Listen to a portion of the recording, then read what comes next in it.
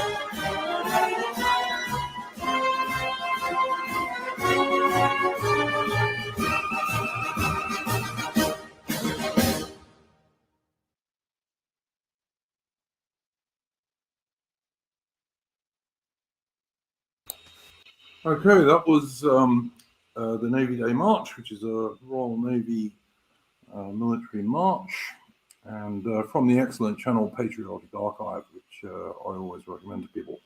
Welcome to my guests, Ozzy and Adaman. How are you going, chaps? On my part, things are going very well. It's been a pretty good week for me. So, yeah, no complaints on my part. Adaman? He's probably still getting a drink, to be honest. Oh, okay, no worries. All right, well, we'll do what we usually do. Ozzy, anything you wanted to bring up as the first subject? Apart from the extremely obvious story of the week that our boy is free. Yep. I mean, I make a point of not doing a lot of American stuff on this channel, but we are certainly going to at least briefly talk about the Carl Rittenhouse stuff. And it was brilliant to see the young man got the correct verdict. Yeah.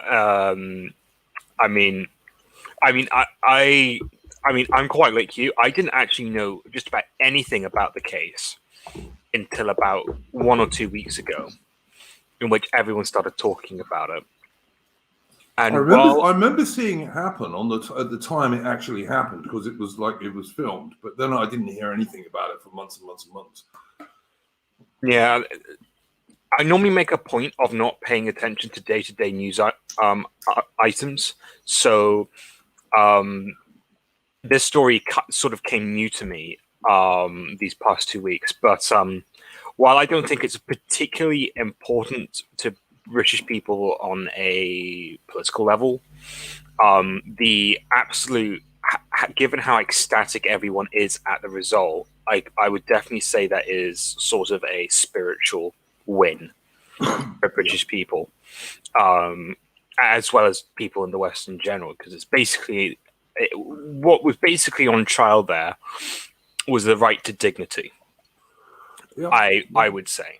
Well, he was going to be torn to pieces by a mob. If he hadn't Yeah. have been armed, I think he would have been. If he hadn't have been killed, he would have been very, very lucky. Yeah, his brain would be paste or something worse. So, yeah. So, as for me personally, like, of course, like, we shouldn't get our heads over heels over America. And don't get me wrong, I think this verdict is still, if anything, it's reduced the shelf life of the United States even more. But on the other hand, this is a very good spiritual victory. I made a big mistake, Ozzy. I actually looked up Rosenbaum's, one of the people Rittenhouse shot. I looked up his criminal record, and I really wish I hadn't have done it. Nasty piece of work. Pedophile, with many convictions of assaulting little boys below the age of 11. So, I mean, I made the comment in the Discord that he died as he lived, trying to touch an underage boy, given that Rittenhouse was 17 at the time. It was quite a funny joke, actually, about after the trial. Well, it's not a joke because it's true, but his girlfriend, or his, his now widowed term. I don't know what the term would be for non-weds, but she handed Kyle a number outside the courthouse. Yes, I saw that. Yes, I did see that. Women, they never change. I mean, in many ways, like, I think I made a tweet to the matter of evolution is a cruel mistress, or is it the devil? I mean, I think that's just deliciously ironic. And someone did a facial analysis of her when she found out the verdicts, and she was like semi-happy at it and all. Anyway, I don't want to get too much into the weeds of that, but yeah, it was it's a very fun. It was a very fun 12 hours. That I think we've got to be careful that this is not a win for us on the right. What it is that, like, there is still a little bit of hope in America, in that the jury came to the right conclusion eventually. But I don't think we should see this as some massive white pill. I mean, it's not basically changing anything, really, sadly. Well, no, I mean, they were literally like handing out pizzas as some sort of show of solidarity when the two protesting groups were sitting outside the courthouse. Yeah. And I watched a lot of that. I watched a lot of it through that stream, Rakita Law. Yeah, that's what I was watching too. Yeah, I was listening to it while I was at work, and a lot of the lawyers that were getting on there when there was downtime and they're all just sitting around chatting. They're decent enough guys, but they're all going like, oh, it's such a shame that the lines of dialogue have closed and we can't just come to a compromise. I'm like, dude, they're calling a paedophile a hero. Like, there's no compromise here. Yeah, and I mean, one of the other people he shot was like a wife beater of some description. So, I mean, they were pretty scumbag people. Yeah, first one had 5 counts of paedophilic acts. Second one was beating his partner. It might have been a restraining order involved on a previous relationship. I don't know. Yeah. And then the third one, the guy who he shot out the arm of, he had an illegal gun on him because his concealed carry license had expired because he had a felony charge for burglary. Yeah. Not to mention, I mean, looking at that third guy, I believe it was a Grosskreutz, something whatever. The guy just looked like a loser.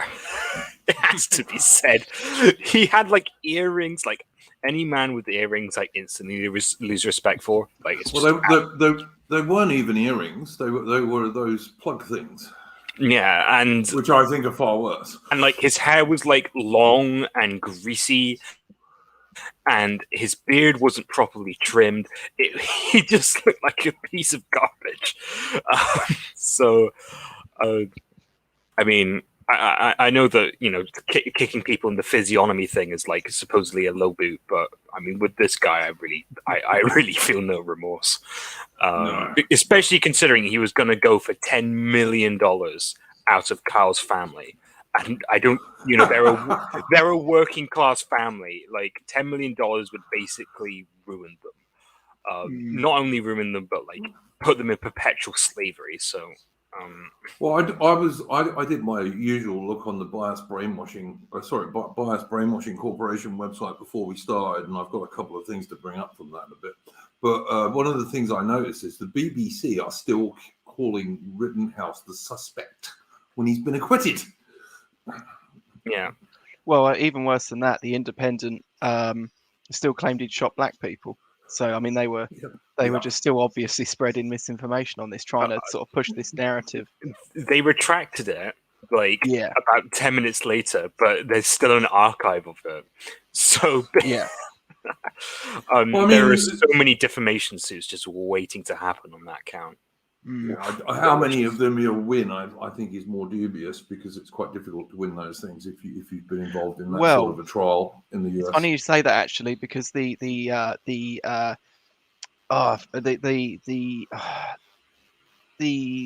limit for evidence, like the lower limit for evidence for a defamation case, is lower if you're under the age of 18 when the action happened. Oh, cool. Well, that might be useful to him then. Mm. That might be useful. I mean, people were calling him an active shooter and all this kind of stuff. I think he fired, I'm not sure if it was 6 or 8 rounds altogether, which, was very limited considering he had a mob who were after his blood chasing him. Oh, yeah. I mean, all I ever say, if anyone says, like, oh, we went there to kill people, I say, well, why did you just take a single magazine then? Like, I mean, whenever you see these instances where people do actually go to be a shooter, they take hundreds of rounds with them. Yeah. And this guy didn't even fire half the magazine he had. It was very, very controlled shooting. He was quite obviously an experienced shot because and had been trained by someone pretty well, because he knew exactly where to discharge his rounds and when. It was quite impressive. He certainly wasn't out there to shoot people. He didn't shoot any black people. He shot 3 white guys. So it's just nonsense, basically. But yeah, I mean, look, I as I say, I was watching the Rittenhouse law stream like so many other people, and I was extremely relieved when he got the right verdict. I mean, he was an 18-year-old who was facing the rest of his life behind bars at best. Oh, well, yeah. I mean, there was no best or worst. It was going to be life if he got convicted on the most likely charges. Yeah. So, but luckily, the jury came to the right decision eventually after like 4 days, for God's sake. But I have to admit, I was pretty worried when they started asking for some of that evidence back. But because I was talking to a friend of mine does law at the university I go to, and he was basically saying this looks like the jury might be calling for a guilty verdict, specifically based on the evidence they requested. But hey, that didn't happen. It actually sounds like going on like Rittenhouse law streams and the stuff that's been released since. It sounds like there were 1 or 2 holdouts who wouldn't find him not guilty for a couple of days, or at least 1 or 2 of the charges, and eventually they were convinced that the other people were never going to change their mind. Thank the gods. So, I mean, look, I think it was an absolutely clear case of self-defense. And as I say, had he not been armed, I think he would have ended up dead or a vegetable. Yeah. And the other thing I was actually saying to an IRL friend is that, like, on a personal basis, this is a great win. But perhaps more importantly, the difference in the verdict was simply whether the lifespan of America was 5 or 10 years. Longer than it would have been otherwise. And of course, I do believe that this verdict has shortened the lifespan of America, because you have basically given more fuel for riots and destruction and chaos and mayhem. But not that it's necessarily a bad thing, because I think we probably need to get America out of the way if anything good's going to happen into the rest of the century. Well, I mean, I thought. Sorry, you carry on. It's It just I was quite. I thought, oh, this is. I kept saying to people, like when I was explaining the trial to them over here, I'd say, oh, it's not really that big of a deal. There won't be any rioting if it goes bad. Blah blah blah. And as it's come to an end, like fucking hell, I was really shocked at how the media kicked off about this. They didn't take it well. You even had like Biden, who I'd think would just not mention it, keep quiet, and even he's going out there going, oh, I'm whatever it was he said, not happy about it, but he respected the jury's decision. I thought this is blown up beyond all. He made a public statement, I think today or yesterday, basically saying that I have regret, and this shows that we have work to do. Basically implying that he would try and remove jury power from even more sentencings. Yeah. Yeah. Oh, no, wouldn't surprise me. Look, I think the main reason there wasn't rioting, or hasn't been so far, is that it's the middle of winter, and it's pretty damn cold up there. So I think if it had been the summer, there might have been some riots, but because it's the winter, and I know they had like 500 National Guard on standby in case there was. But I think honestly, it's just because it's so damn cold, and poor bloody rioters don't want to go out when it's cold. Well, So, I mean, the blacks aren't going to go out, are they? Because he didn't shoot black people. No, he didn't. They're Absolutely. gonna stay away. So it's literally just these sort of 85% and up, very white liberal cities that are gonna get all the shit. Yeah. Oregon is basically. Yeah. Well, I thought it was noticeable, like when the actual riots happened in Kenosha, and all around America at the same time. It was very noticeable that the black guys were doing a lot of looting, and they were sometimes setting fire to places, perhaps, but like most of the actual setting fire to places and this kind of stuff was actually Antifa. Yeah. But yeah, like Mitch said on screen here, I mean, that was another thing that would come up. People would say, oh, he just went there to kill. We were shooting into a crowd. And I'm thinking, well, I mean, for considering he was just apparently shooting into a crowd of Antifa and he just hits, pedos and criminals and wife beaters. Yeah. He was only shooting at people who are a direct threat to him. He just so happens to have only shot the people who were approaching towards him at an alarming speed. Well, there was also, I mean, the other thing to note about this is that the prosecution there, it was a pretty malicious prosecution in the first place, to be honest, and they lied during the trial. They just did. Yeah, that's actually another thing that my law friend said. He suspects that the district attorney's office did not want this case, and so they handed it off to the worst and most annoying public lawyer in the office in the form of Bingo to basically do the job for them. And it makes a lot of sense considering that he made a lot of court violations, and he had a seriously high amount of sustained objections against him.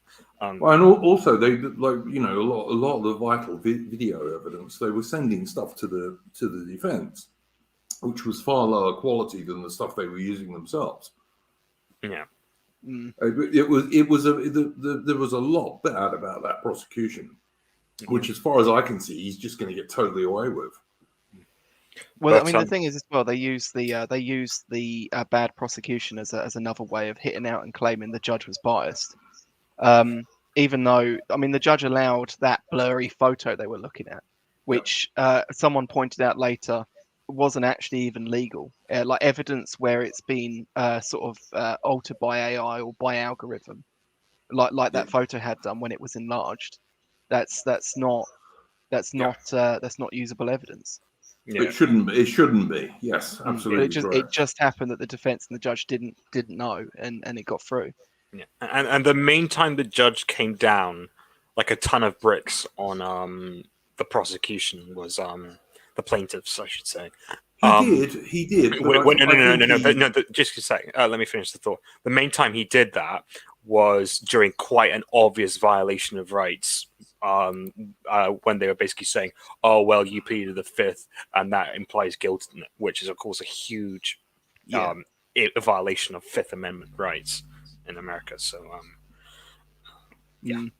I think that the judge should have thrown the damn case out, to be honest. But he let it go on. But as you say, the only people he did criticise were the prosecution. So I mean, I suppose it's fair enough to that point, given that Rittenhouse in the end got the right verdict. Yeah. So, have we anything else to say on this? Because I know everyone and his dog has probably commented on this by now. I think the last main thing I would say is that I really hope Kyle sues, because if he gets the Independent in particular, the Independent is bleeding money at the moment.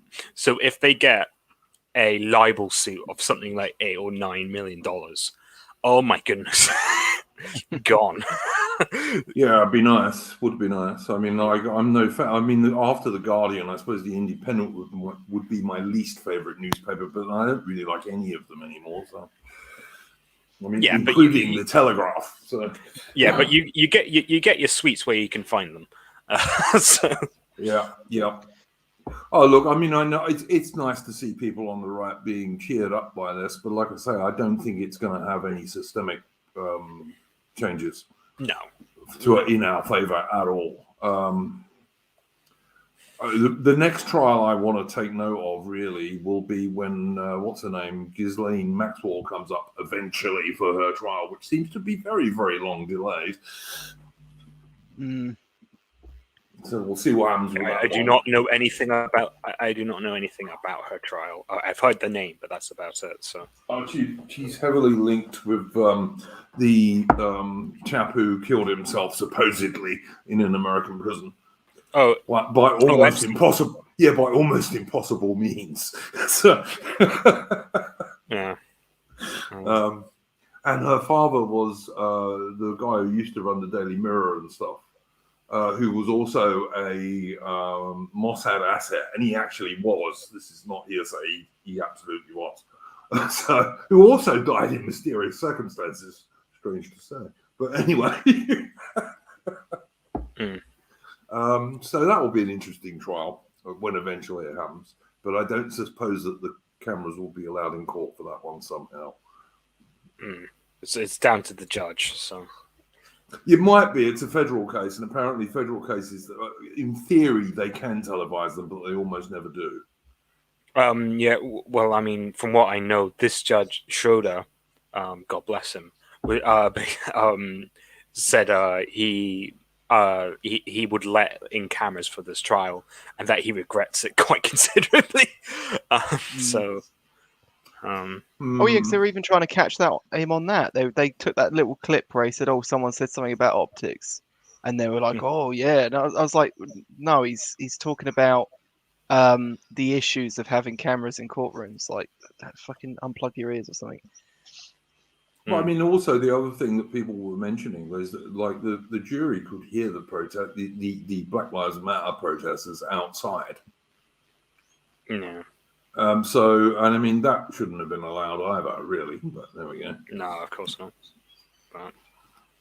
But then, your exposure to the mainstream media and social media, etc. These days, I mean, I think it's almost impossible to stop a jury being influenced by that stuff. So, but as people have said on here, the MSM was almost totally against Rittenhouse, and he still got the correct verdict. So, there's a little bit of hope there, I suppose. Adamant, did you have a first subject that you wanted to bring up? No. Nah, nothing.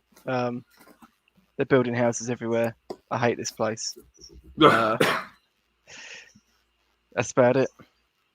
Yeah, fair enough. Listen, one of the things I thought we would talk about on this stream, because it seems to be a subject on the right at the moment, and certainly our own Sojo has brought this up on the Discord, is anonymity on the right, and is it a good or bad thing, and what do we think about it? And I've seen other people talking about this over the last couple of days, and I thought, yeah, this would be something worth talking about. So what are our views on this? I think the immediate obvious thing we should do is have an open declaration of bias. All three of us are anonymous.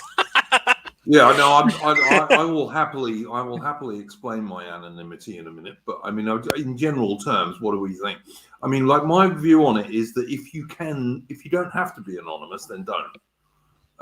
But you know, whether you have to be or not depends on a lot of things. It depends on your educational and work situation. It depends on your family, etc., etc.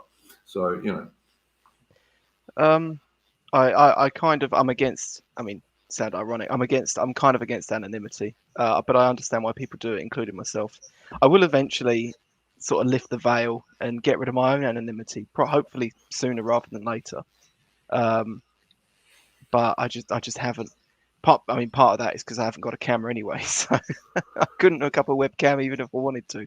Well, I've got a camera, but it's got a huge piece of tape put over it because everyone tells me that that's what you do with a computer with a camera because you never know when people may turn them on. So, yeah, well, Tulsi Gabbard puts a thing over hers, and if she does it, then I don't see any reason why anyone else shouldn't. Yeah. Look, the reason I'm anonymous, and I've explained this on the Discord, but for the people in the chat, is my son's serving in the Royal Navy, and if I was not anonymous, there is a very, very good chance that it would fuck up his career. And I'm just not prepared to do that to my son. My son has ambitions still in the Navy. As I said on the Discord yesterday, if he ever decides to leave the Royal Navy, then I may well change whether or not I'm anonymous. But until he does, I'm not going to fuck up his dreams for my political views. I read quite a good Substack article a while ago. It might have been on that Bennett's phylactery, but whoever it was, they were saying like, well, the problem with like the online anonymity is you did it at first because you just wanted to have spurky arguments on social media without getting your friends or family involved, and now you're in too deep, and it's only a matter of time before an agency lifts the veil for you and you get screwed over. Well, yeah, I mean, I suppose one argument against anonymity is that if you're not anonymous, you can't be doxxed because you're out there anyway. But I mean, like if I'd have been, if I was a single chap and I didn't have a son, my career, when I've not been in the military, has mostly been self-employed. So I wouldn't have given two shits for the most part. I mean, that's what I'm trying to get to, like a position of sort of real, not strictly massive financial independence, but where I'm in a job where I'm kind of untouchable. I'm close to that, but I'm not quite there yet. I mean, also, I mean, I think you two chaps would be the same as me. Like, I don't think I say anything too outrageous, to be honest with you. I'm certainly no sort of Nazi LARPer or that sort of person. But yeah, I but do. You don't have to be. No, you don't. Absolutely right. I mean, you'll get called a Nazi if you're somewhere to the right of Mao. But what I do sometimes talk about the Royal Navy and the Ministry of Defence and the government, and so for that reason, I can't say stuff that might get my son in trouble, and that would certainly stymie his career. It just would. Yeah. I mean, maybe this is perhaps more of the coward's approach, but for me personally, politics is like not a very big part of my life. I mean, of course I enjoy talking about it, but I really do not want to burn my life over it. I hope that I can have a job of some sort, wagey getting cagey, I guess. I would like to have a family. I would like to live my life relatively undisturbed without Antifa knocking at my door. And showing my real name and all that is, of course, counterfactual to that desire. Well, it's also, I would say this. I mean, like I was watching, what's his name, Semiogo the other day. And Semiogo, who's obviously an American, he pointed out if he was in Britain, he would be much more dubious about putting his real name and face out there. Because of the laws in Britain are much worse than they are in America in terms of free speech. So, yeah. I mean, that's worth remembering. Gary Garner Stacko Ribs in the chat is saying, "Where's Sojourner gone these days?" Sojourner's on my Discord. He contributes to my Discord. He's welcome to come on any stream. He was invited on this one. But he's an adult grown-up bloke, and he comes on streams he wants to come on. The only thing I would say to you, Gary Garner, is that I've been talking to Sojourner about doing a Jonathan Bowden stream sooner rather than later, and hopefully that will happen. Yeah. So he has a Twitter account under, funnily enough, his IRL name, but I don't think I'm at liberty to give it away. So yeah. Yeah, no, I'm not gonna mention it in public unless he does. So simple as that. But yeah, I know he's quite strong on that idea of like not being anonymous, and I can kind of see where he's coming from. He's a successful guy. He's not poor, and he doesn't yet have a family, although I know he will have in due course. Yeah, I mean, I can see why he thinks that way. And as I said, if my son wasn't doing what he does, I would quite happily put my face and name out there because I don't say anything particularly outrageous. But we live in the world we live in, and anyone who's a parent in the chat will understand what I'm talking about. Like, I'm not going to fuck up my son because of my political beliefs. I'm just not. Yeah. We don't have the liberty of people like Vorsh who can go on camera and say, "Yeah, I'm okay with child porn," and the state won't do anything about it. We just don't have that liberty. And the nuking of Israel. Yeah. I mean, he didn't get banned for that either. We're just at the end of the day, I mean, I think all three of us are at different stages of our lives, but we are nonetheless, at stages which we do not want to throw to the wind. And ultimately, I would say that politics is just simply not it is not my bread and it's not my bread of life. It's not what I live by. It is something I discuss on Saturday evenings. Fair enough. Yep. I mean, I know, like Ozzy, you said that you kind of want to separate your sort of online Spurg life and your real life, and Duke, you're in Australia.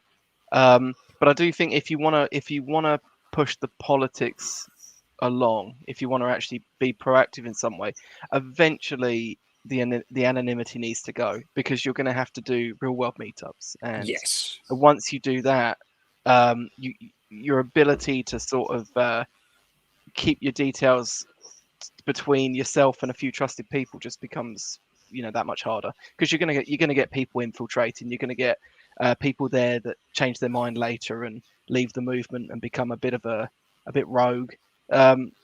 So yeah, if you want to sort of be active in politics, you need to be moving towards a place where the anonymity is unnecessary.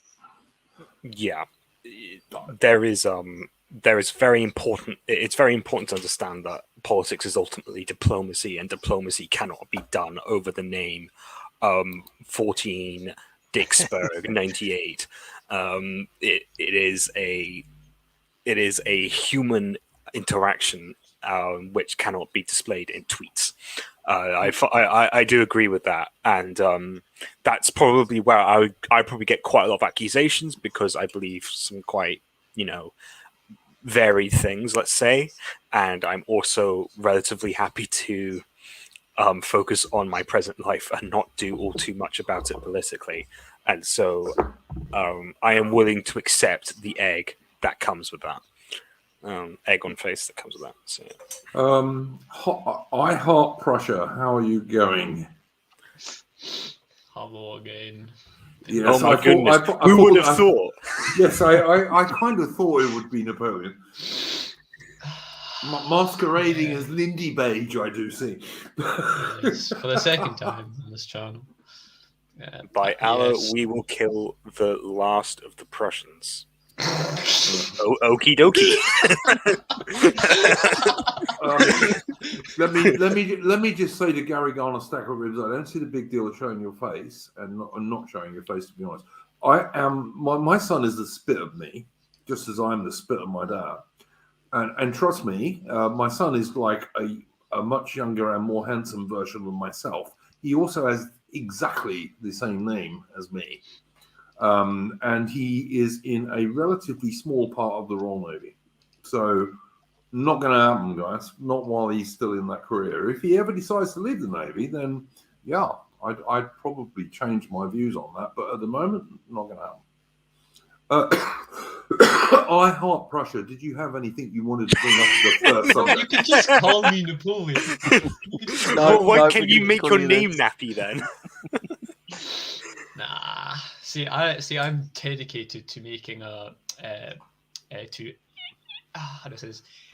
to making my own profile picture for every Iron Duke stream, and I haven't stuck to that as religiously as I should have. But I'd say 8 times out of 10, I do come out trumps. So yeah, I really hope that you enjoyed the laugh that you got out of it. By Allah, we will kill the last of the Prussians.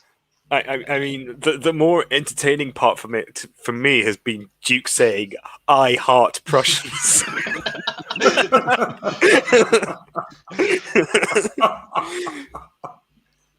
I don't actually have anything against Prussians, but there we go. So does that mean you heart them, though? No, not really. It's not something I would ever say. Put it that So way. you do not heart Prussians. But you No, did say not it. really. It's not something I would say if it was like not somebody's name. So did you have a subject to bring up, Napoleon? Was I supposed to? Well, you know that's what we do on these streams. Right, okay, just wait 5 minutes. Just wait You're 5 so minutes. impertinent. You're Just so wait 5 impertinent. Fuck off. I thought you would have thought of something to come up with. Just talk amongst yourselves for like 5 All right. Well, minutes. we'll come back to you. We'll come back to you. Okay. I've been doing my usual thing, and I was looking at the Bias Brainwashing Corporation website, of course. And one of the things that struck me is Devon Charity drops inappropriate craftsman's name. There was a charity called the Devon Guild of Craftsmen, and they have changed their name to Make Southwest because not all of the craftsmen in the Devon Craftsmen group are men.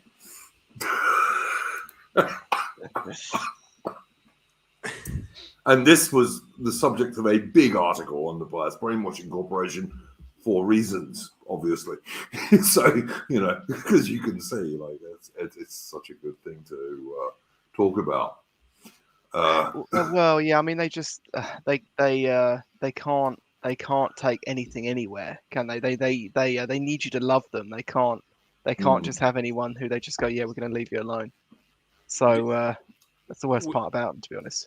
Were people familiar with the article that came out like a week ago, which is basically like the news media isn't very trusted anymore. Here's why. Yeah. From the media. It's beautiful. So did any of you guys manage to find out who St. Edmund was, by the way? He was an old king, wasn't he, back in the day? In I think probably, yes. East. I want to say he's in Essex, but he is one of the earliest patron saints of England, along with Edward the Confessor, and they were the patron saints before St. George was basically reconsecrated as the Saint of England during the 15th century. I think that's just about as much as you can get. He also had a pretty similar death to Saint Sebastian. Allegedly, he was tied up. He was tied up to a tree and shot with arrows. So I remember there being a by movement the on the Vikings? right. yes, he was. Yeah, By the Vikings. Yeah. I believe the explicit thing is that the Vikings saw a picture of Saint Sebastian, famously was shot full of arrows and was still alive afterwards. So the story goes, and basically the Vikings were in the church which he was praying in. They said, "What's this picture all about?" And he says, "Oh well, this is what happens." It's like, so if you believe in God, you say that if we shoot you full of arrows, you'll still be alive. It's like, not necessarily. And so you're like, well, let's give it a go. And so they shot him full of arrows. It's like He the ultimate schoolyard bully. Mitch is saying that he was blood eagled by the Vikings, which was an extremely vile Norse thing where they like pull your ribs out sideways. Yeah, Yeah, I know I there was suspect there's multiple accounts.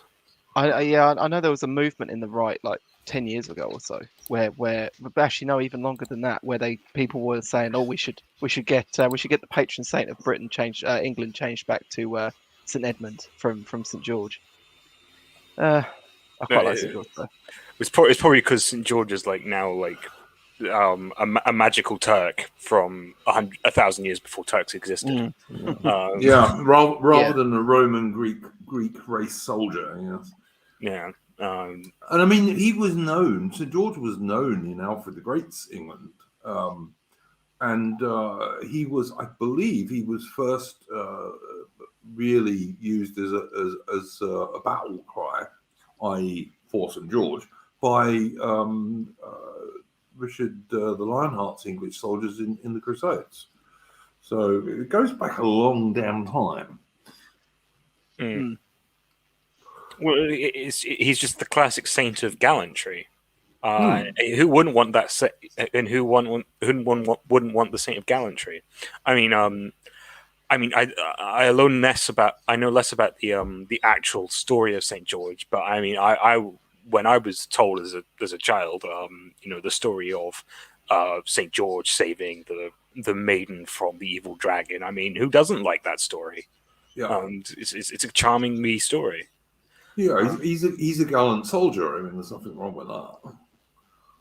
Yeah, and of course, there's also a lot of very, very fine artwork done, particularly during the Renaissance era, about Saint George, and in fact, a lot of it done by English artists, which I quite like to do with Saint George. I mean, it's a pretty obvious motif for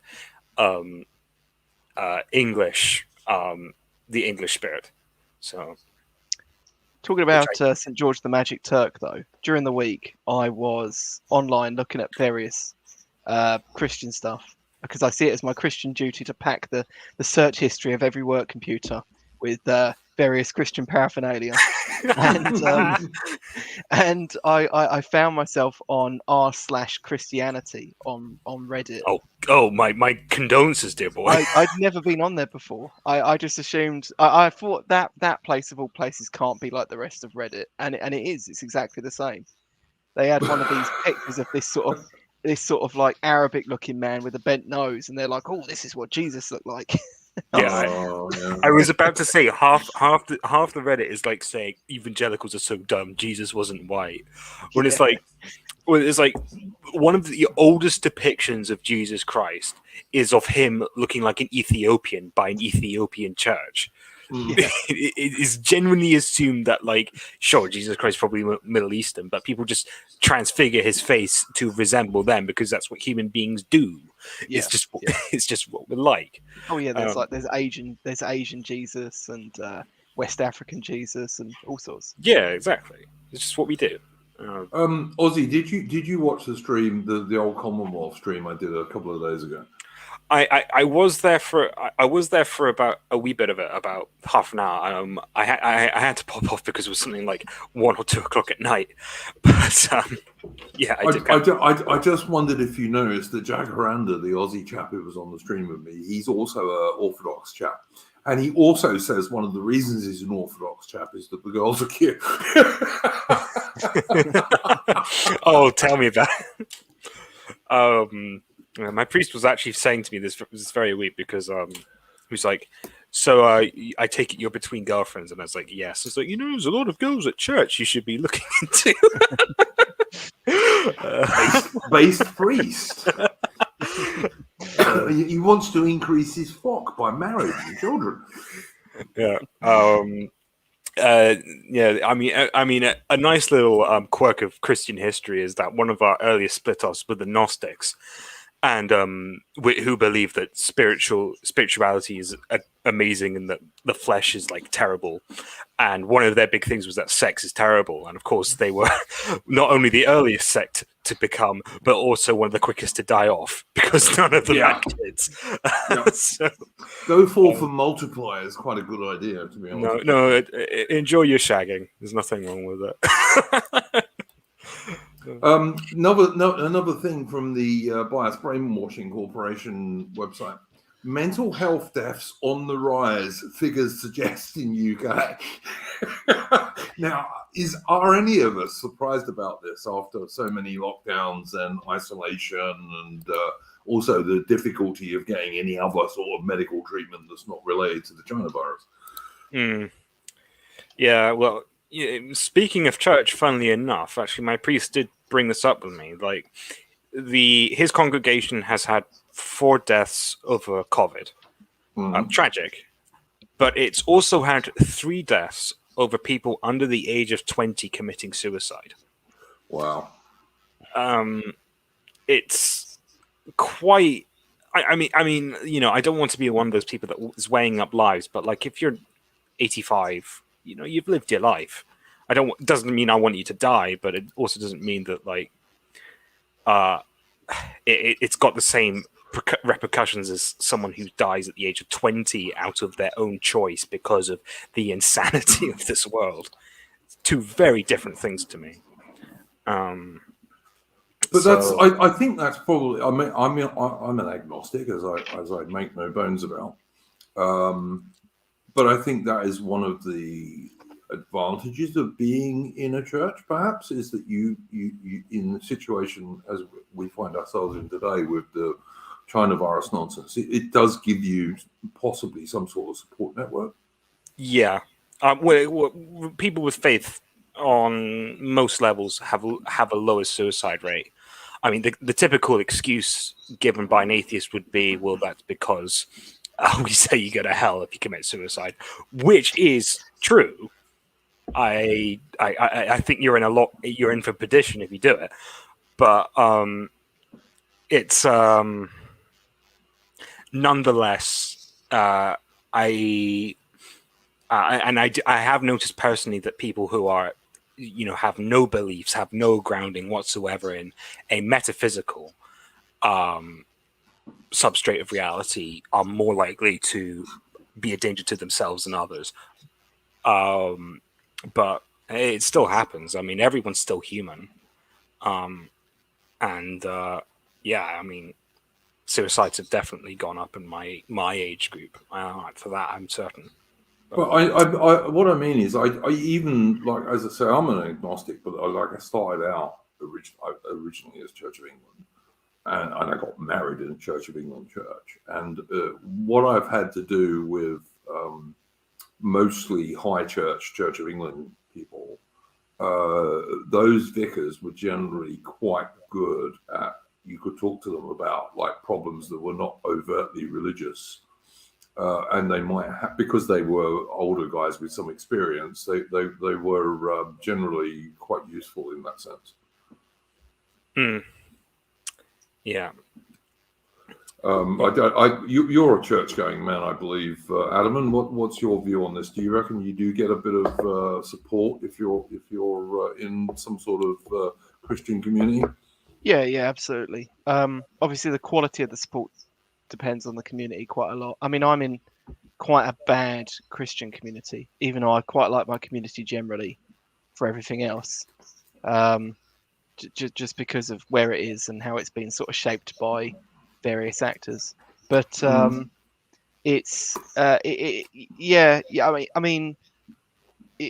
it's a support network where a lot of other support networks have just completely eroded in modern society. That's the one that's, it's still there. I mean, this is I told you, because I wasn't on last week, I went out for drinks at work, and one of the things you find with a lot of these people, and you see it a lot with these young people that get really stressed out over these lockdowns, is they can't have any alone time. There's nothing to them. They're kind of like hollow people, and they have to they have to be out at places with loud music where there's no conversation or something of the such. This isn't a majority. I just think it's a large chunk of people anyway. NPCs. Yeah, well, kind of, yeah. And what we can say? Yeah, I was just going to answer Joe here in the chat. Joe says people don't kill themselves because they're atheists. Now, look, I considered myself an atheist for quite a long time. I don't now. I'm an agnostic, which means I don't know, but I'm a Christian agnostic. What I would say to that is that, yeah, people don't kill themselves because they're atheists, but they do kill themselves because they don't have anything to believe in. Yeah. I think it's a bit silly to say people kill themselves because they're like, oh, I'm atheist. I should kill myself. Lol. This is rather cartoonish. The general thing, and this is actually something I'll take a leaf out of Jordan Peterson's book for, is that, which is, you're not going to see me do that very much, but everyone has a founding belief. If you don't have a founding belief, then you don't get out of bed in the morning. And if your belief is insufficient, then you will have problems in and of yourself to continue throughout the day. And I do genuinely believe, and the evidence bears this out, atheist people are more likely to kill themselves. They are more likely to have depression. They are more likely to, in general, be a threat to themselves and others. Now, you can say that, I mean, you're saying it's rather cartoonish to believe in fairy stories, and, you can get cute like that, which is like, whatever. But we can exist, we can talk about this on a level of neckbeardism, or we can talk about it on a actual statistical basis, and the statistical basis is borne out. I can link some papers if that helps. Anyway. Yeah, look, as I say, I'm an agnostic, so I don't have a dog in this fight particularly. But I certainly believe for the vast majority of people, basic Christian beliefs are an advantage. And in a situation as we all find ourselves in these days, where people get isolated because of lockdowns and this nonsense about forced vaccinations and this kind of stuff. Well, I think if you've got some sort of Christian community, that's a good thing for you. And I'm not saying that purely because it's Christian. It's just because it's a community, Like I'm an agnostic, as I say, but I hugely believe in things like the British people, the real British people, not everyone with a British passport. And so, like, have I ever considered suicide? Yeah, I suppose I have once or twice, but like I've never done it. And also because like my family was always pretty tough. But yeah, I definitely think having any sort of community is a good idea, and a Christian community, why not? I mean, it's certainly not a bad thing. Napoleon, anything to say on that one, mate? No. No. Did you come up with the first subject? Kind of. Go on then. I heard that Eva Toberman had a heart attack sometime in the Who's last that? month. Who's that? I just want to it's Ivan Schutz, the guy in the chair that he had a heart attack. I don't know if it was ironic, but I just wanted to make sure that he was okay. Someone in the chat, you mean? Okay, fair enough. Yeah, I just want to hope he's doing okay. Get well soon. Get well soon. I think he got a new dog as well, and that's pretty cool. That's a good thing well too. Done. Yeah. Yeah. Oh, you got a puppy. Oh, sorry. I didn't see if it was a puppy or not. But Lee Ham, thank you for spurging me on. Is that the right word? What's the word? Spurging. Not spurging. Spouting? No. Oh, there we go. I know. I see what you're talking about. There you go. What's the word? Something you want. If you want to. Oh, Jesus. If you want to encourage somebody to do something, you say you're going to something them on. It sounds like Egg them on? No, not egg. Oh shit! This happens like once a week. Hang on a second. Also, I just put a post up on r/Christianity if anyone wants to have a look. I literally just did it this second. Fuck, what's the word? Are you a religious guy, Napoleon? Yes, I am, but I haven't been in church in over 2 weeks because I'm pretty sure the person who runs it is a homosexual and no one ever goes there anymore. So, you have to make your own. What they used to do here for a very long time was you'd go for like a walk for like a mile and a half and make your own kind of congregation, and you kind of you'd have your Bible in your hand and kneel down or whatever, and it'd take like half an hour, whatever. And is that Church of Scotland, Napoleon? Yeah, I think he's in Kirk. Well, no, they, sorry, I'm in the Kirk, but what they used to do was kind of non-denominational, because they were like low IQ and kind of not very smart. Fuck, I can't find this word. Egging synonyms. Let's go. Okay, urge, goad, insight. Fuck. This is well, you find that and come back to us, man. Infatuating. Did you post about homosexual shop therapy, Napoleon? Yes, I did. I'm just looking at that now. I believe Lee Ham is another one of the Scottish chaps on our Discord, so yes. Well, I'll have to get him on a stream at some stage, so that we'll have 3 Scotsmen on here, and all the little Englanders will really hate my stream. So, but yeah, I don't know, man. What else? Claymore. Yeah, the Splendid Claymore. Or Highland Broadsword, one of the two. I'm not sure which is correct, really. What was the other thing I was going to talk about here? Yes, there were again going through the BBC website is just like it's poisonous, but it's quite amusing. Cumberbatch, this is the Cumberbatch, the actor, on the challenge of playing a misogynist. Oh, I saw that. Wait, which individual would this be, movie-wise? Hang on, I'll find out. I actually saw this movie and it looked really crappy, and so Benedict Cumberbatch on the challenge of playing a bullying misogynist. The Power of the Dog is the name of the film. Because I have a rather guilty confession. I quite like his acting. I don't mind his acting. And to my great chagrin, I don't like his political views, but I quite like his acting. And to my great chagrin, I actually rather enjoyed Stephen Moffat's interpretation of Sherlock. I didn't mind that. Yeah, I thought that was an okay show. I mean, of course he is very, very obvious biases. I remember when he did that Dominic Cummings movie. I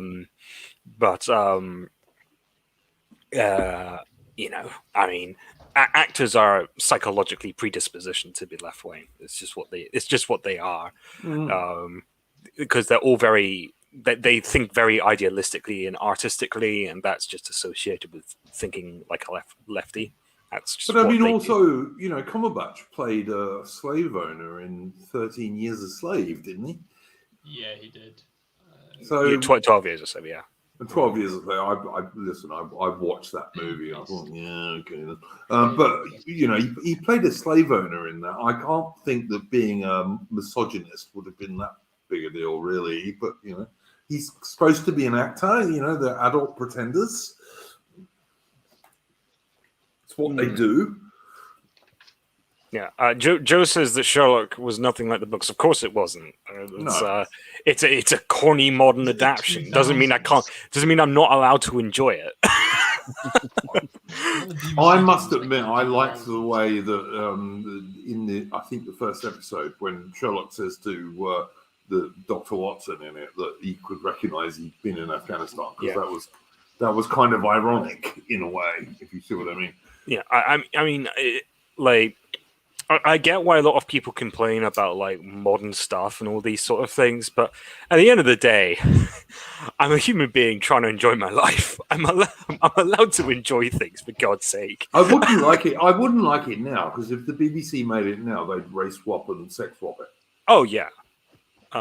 You know, I liked it when it was done, but I don't think I would like it if they redid it now.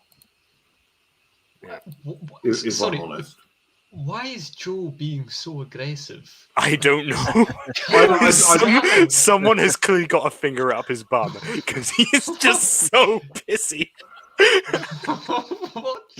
That's all right. That's all right. And listen, I know I've seen Joe in chats before, and like I've got nothing against him, but I mean, you know, we have so many threats against us these days, and so many people against us, like in Sherlock. From when was it? Like 2014, I think. Yeah, about 8 years ago. I mean, No, I think it was really, earlier. really, mate. Give it a break. There's bigger deals than that. You know, there really are. There are bigger deals. I actually watched the Sherlock show, and I thought it got worse towards the end, for sure, because it did. But it wasn't that terrible. And no, it wasn't anything like the books. And I've read all of the Sherlock Holmes books. And like, if you want to know the best screen Sherlock Holmes, it's Jeremy Brett by a country mile. Like, if you want actually the Sherlock Holmes stories, watch Jeremy Brett's stuff, because they were brilliant, and Jeremy Brett played him brilliantly, as Max Ernst is saying in the chat here. If you want realistic Sherlock Holmes, realistic in the sense of based on the books by Arthur Conan Doyle, then go and watch Jeremy Brett for sure, because they were great Sherlock Holmes stories, and they're absolutely authentically turned into TV shows. Can I just respond to this guy? He said they introduced a sister who was smarter than Sherlock.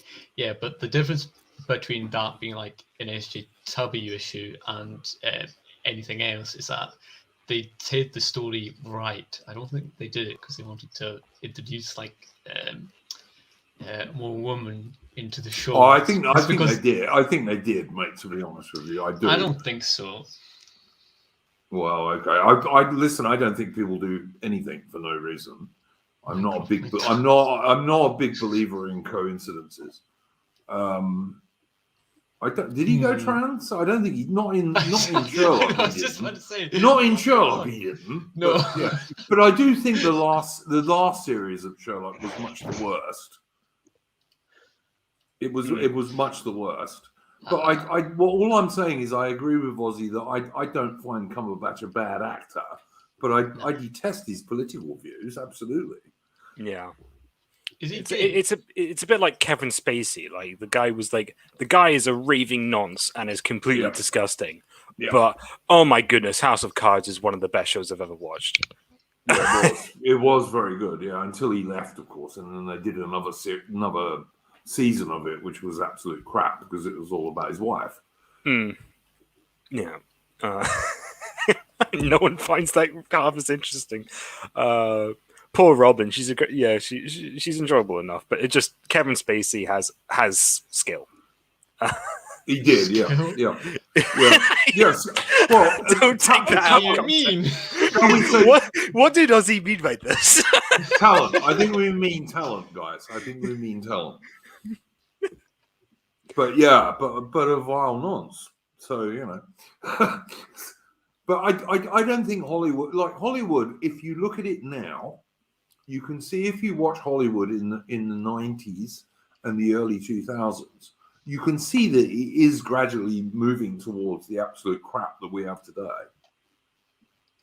And the same with the BBC. Same with the BBC. I mean, it was. I mean, for his sins. I mean, I know he's a comic in many ways, but Ben Shapiro did make a very good point in one of his books in which he basically said, actually, they've been slowly playing into left-wing positions for basically as long as there's been media.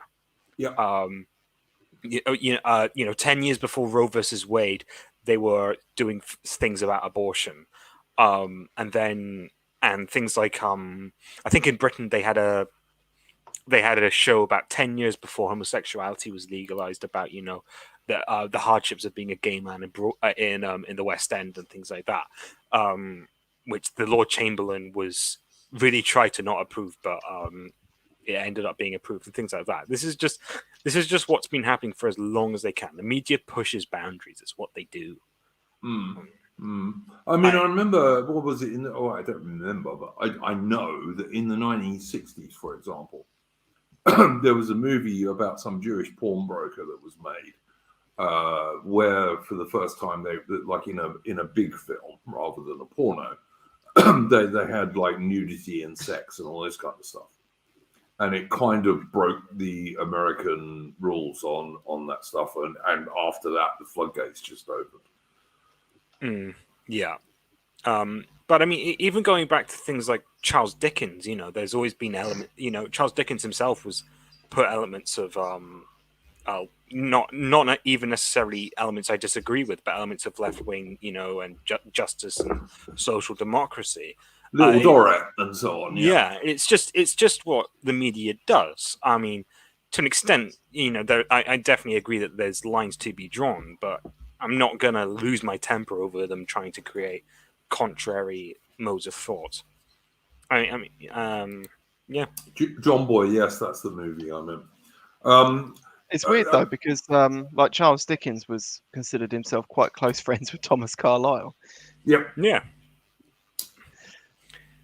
Well, I don't think Thomas Carlyle was one of those people to get their knickers in a stitch over the fact that someone made a movie about poor orphans. Hang on though. I think this is where the difference comes in. Like, people on the right are not against charity. So take for example something like Little Dorrit or what's his name, the little guy who goes up and asks for some more, please, and all this kind of stuff in Dickens. That's more about charity than anything else. And I don't know anyone on the right who is against charity. Yeah, but it's kind of almost pointless, because they just warp the meaning of charity to mean taxes and government handouts. Absolutely right. Yeah, that's my point, Armin. Is that they will the charity turns into everyone should get this, whereas what charity really is that you or I or somebody else decides, oh yeah, well, this person's unfortunate and they're in a hard luck situation and we'll help them out. And I don't think anyone on the right is against that. Lady of Charlotte said in chat, TV has always been pushing degeneracy and dysfunctional families. Dramas like Bouquet of Barbed Wire, etc. I was reading a while ago. I was rereading Peterson's "The War Never Fought," about like the war on drugs. Yep. And he covers in that he brings up like David Attenborough, and he says like David Attenborough back in the day was like a chief of programs for BBC.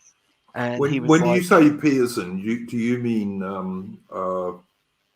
what's his name? Peter Peter Hitchens. Yeah. Sorry.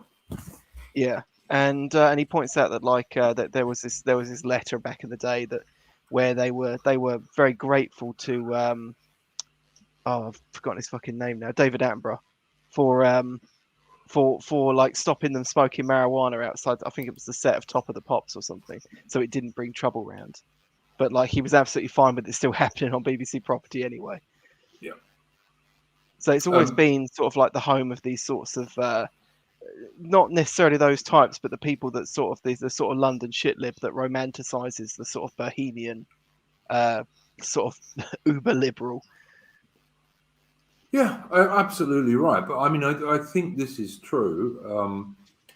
As Dave Berger in the chat here is saying, no, charity is good. Forced charity, as in subsidies and taxes, to take away and give away is bad. Yeah, absolutely. They're two totally different things. And I think if you read Dickens, what Dickens was in favour of was charity. Well, yeah, he started. Oh wait, am I getting him mixed up with someone else? He started the. I forget what the organisation is called. It helps news agents. So like if families that run news agents fall on hard times, there's like this organisation that helps keep them sort of propped up. Well, there was loads of that stuff. I mean, there were organisations that helped publicans and all sorts of things who fell on hard times, and that used to be the normal way that things went on. And then there were things like cooperative societies, which originally started off as a way of working people helping each other. And it's changed now, but it used to be that. The society was never like the way that left wingers will try and portray it. That everyone just starved to death and died. It wasn't like that. There were various things that would help you. Churches used to run loads of charities. Some of them still do, but they've become a bit like paused these days. Yeah, and the other thing to say is that charities are actually very, very efficient with money. And I mean, I'm not very right wing economically, but I think there is a leaf to be taken from Milton Friedman when he says the government is basically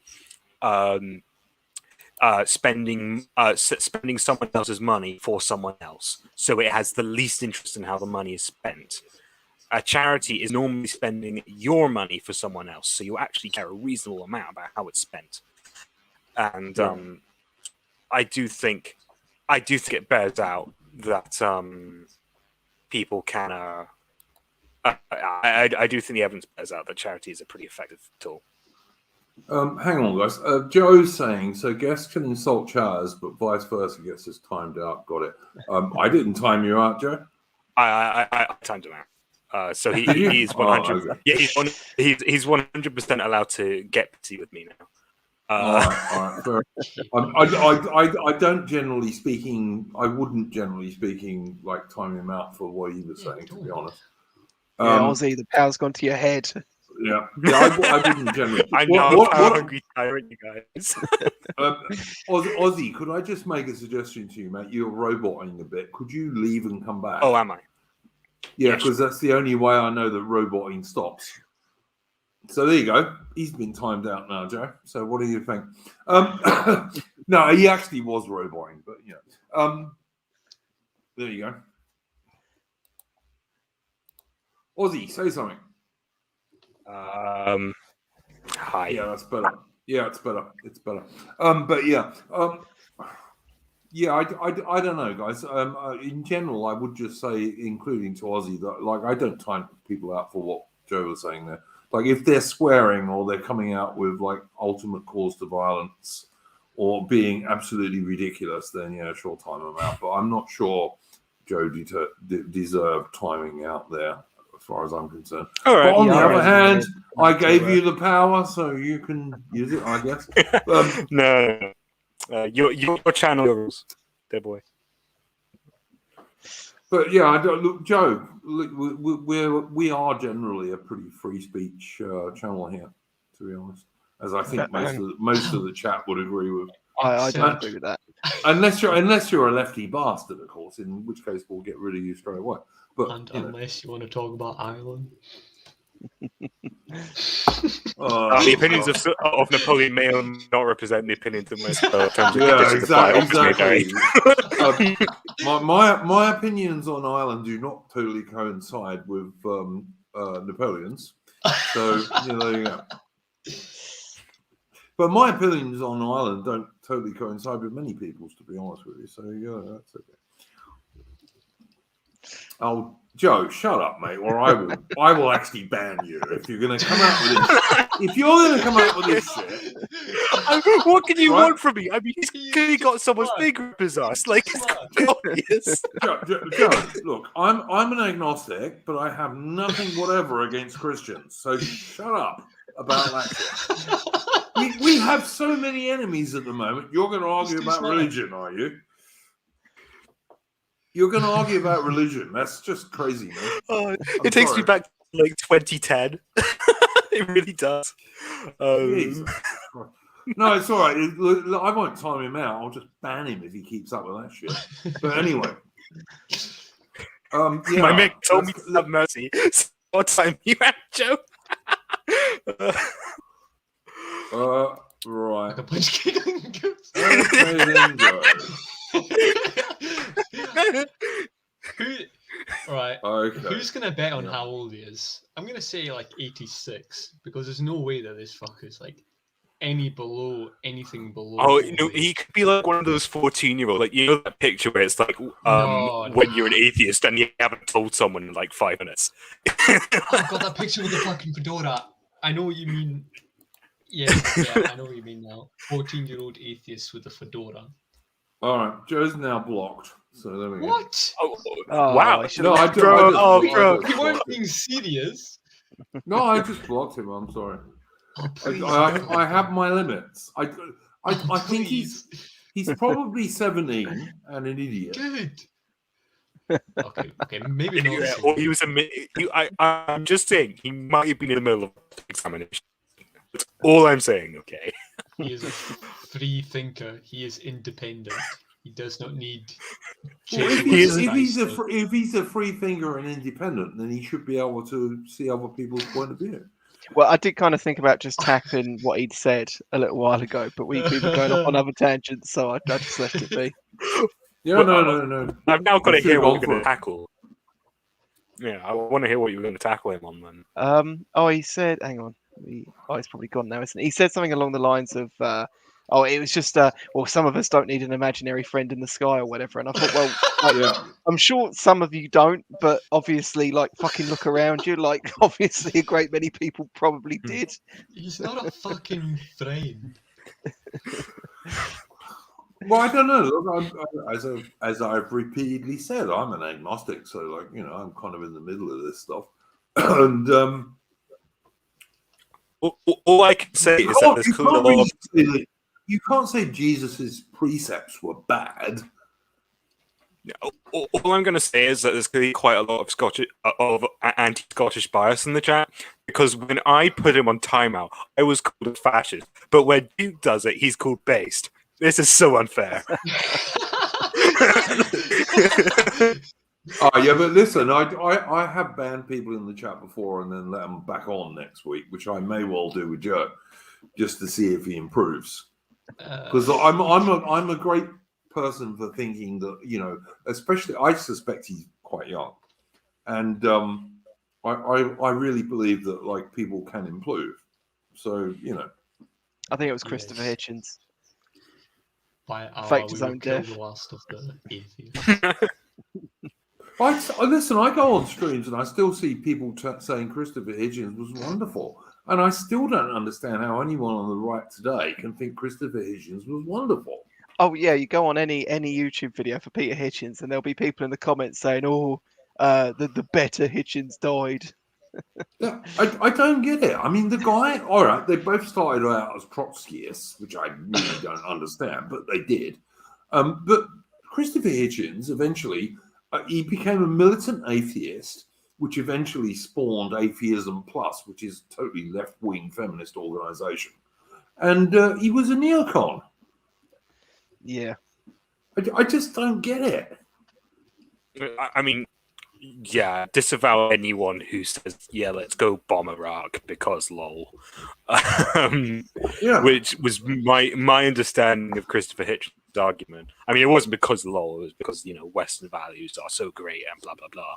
But Let's turn them into a democracy, in inverted commas. yeah, let's get the 50 feminist activists like we got from Afghanistan, guys. Iran's next. Woo woo.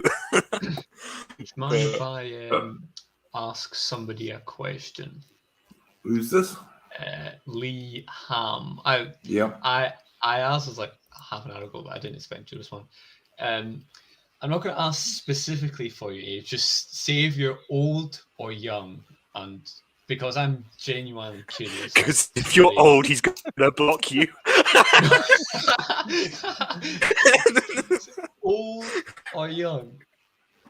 Just okay, right. What Obviously, does that don't- even mean? Well, what's young? Right, just I old know. or Yeah, young. what's young exactly? All, I mean, all my I'm going to say, idea of young Julian, is that if 20. I opened up Is someone's DM saying, "If are you old or young," the police would be knocking at my door very soon. blocked. You have been blocked. Blocked, banned. I'm not listening to you. I would agree with this, guys. If I can find it now. Let's bring the real deal to a rock. Oh, did you? No. This John Boy is saying that I think he's talking about Christopher Hitchens, that he was so eloquent. Yeah, Christopher Hitchens. I'm not so sure. I would say he was eloquent as glib. He was a good speaker, though.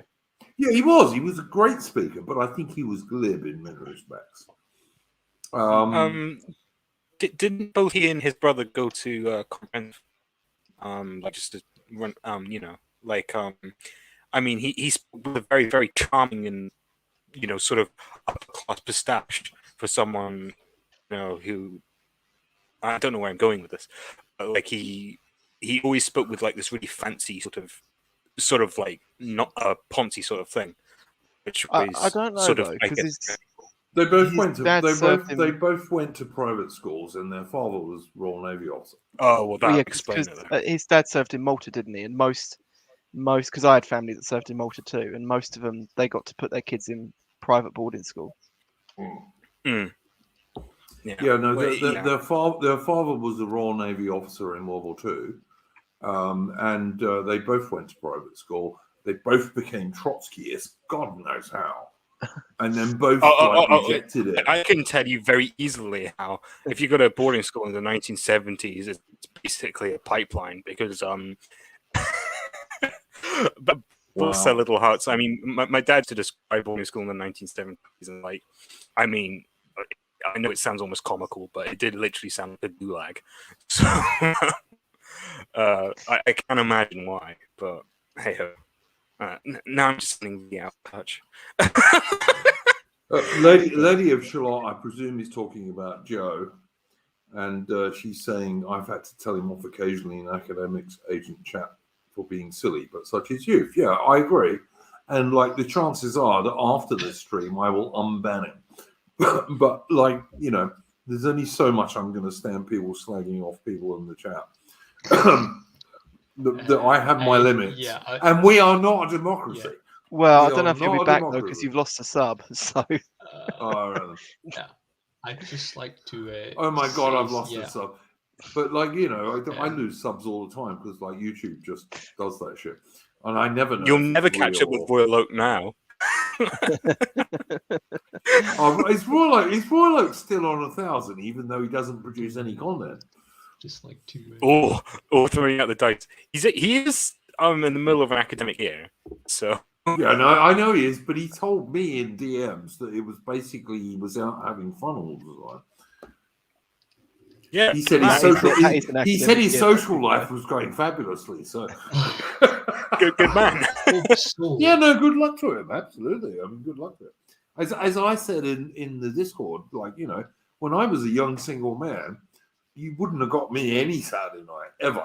So it's that I way, will I guess. take that one on the chin. Nah, it's all right. You were out last week chasing good girls and all this kind of stuff. So, Oh my yeah. goodness, I didn't send you the footage, did I? No. I would just like to voice, I think, everyone's appreciation for Lee Ham being so wholesome in the chat and being No, so Lee Ham's a good eloquent chap. and kind. Lee Ham is a good chap. He's And, in the Discord. Yeah, but don't think that this means that everything that Joe said was redundant. I think that his blocking was very unjustified, and I think that. Well, I didn't block him. I if you- banned him. Never, but- never What? forget the 6 Gillian blockings. Right, no. That is bang out of order. He did nothing wrong. He Really? didn't do nothing. He He didn't do nothing. Okay. No, he did not. He deserves to be blocked. He was a king. So Hashtag, yeah. hashtag rip Cam. No, listen, I'll probably unblock him after the stream. But Just for Joe. Hashtag. justice for Joe. Free Joe. Free Joe. I'm putting that in.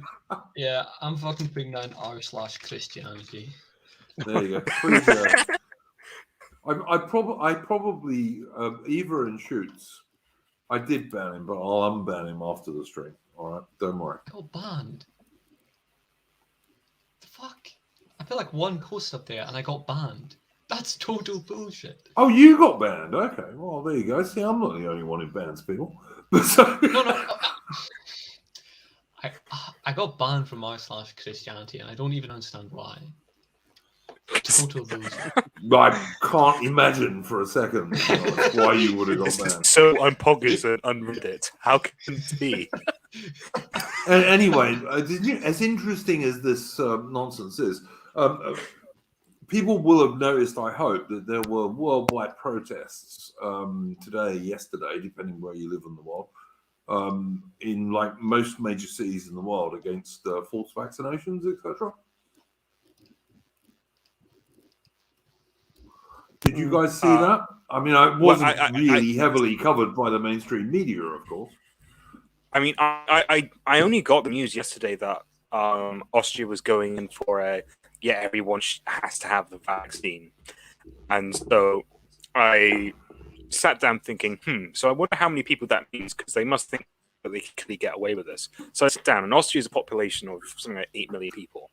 And 6 million people have been vaccinated. And I can assume, based on demographic trends, that those who have been vaccinated are likely older people. So basically, what they're planning to do is have a bunch of old, broken backs and force young whippersnappers to get jabbed. 2 million of them at that. What I would say funny. is that the leader of the Austrian police and the leader of the Austrian armed forces have both turned around and said they won't enforce this. So there is that in Austria. People were shot apparently in Holland, in the Netherlands, when they were demonstrating, by real bullets, as far as I can work out.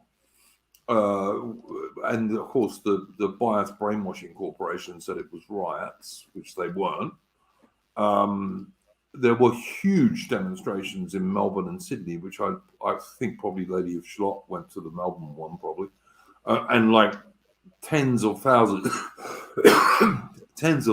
of people went to those demonstrations. And as I say, all over the world. I know there was a big demo in Cardiff. I haven't seen that there was one in London, but I'd be surprised if there wasn't. But yeah, this was a really big deal. And, you know, a lot of normies are kind of waking up to this shit now. Max Ernst is saying in the chat they were so-called warning shots and they used live ammo. So there you go. That was in the Netherlands. And Judge Caligula Bushman is saying 3 people, including a journalist, shot in the gun. There you go. So what do we think of this stuff, chaps? Normies waking up? Go ahead. I had no idea at all. I doubt it. It just looks to me that more, I mean, certainly in Australia, I mean, I can't really tell about UK, but in Australia, it seems to be that more and more pretty average working class people, like, you know, tradies and what have you, are waking up to this stuff and what they're trying to do to them. It just sounds like the government is trying to create unenforceable laws. And I think they've really overestimated their power.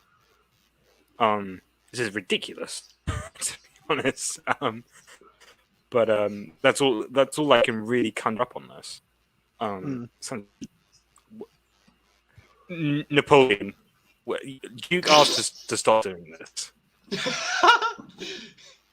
I mean, I can send you the screenshot if you want. Napoleon, please stop, mate. Honest, like.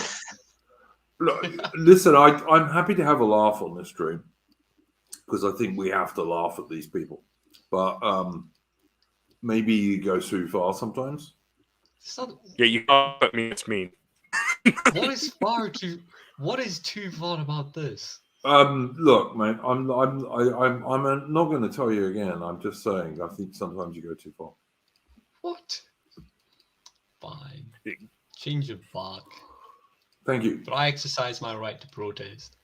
Fine. Start your own stream. Start your own stream, and then you can do what you like. Yeah, I'll open a new stream in response to Duke. We're all here because Duke banned me.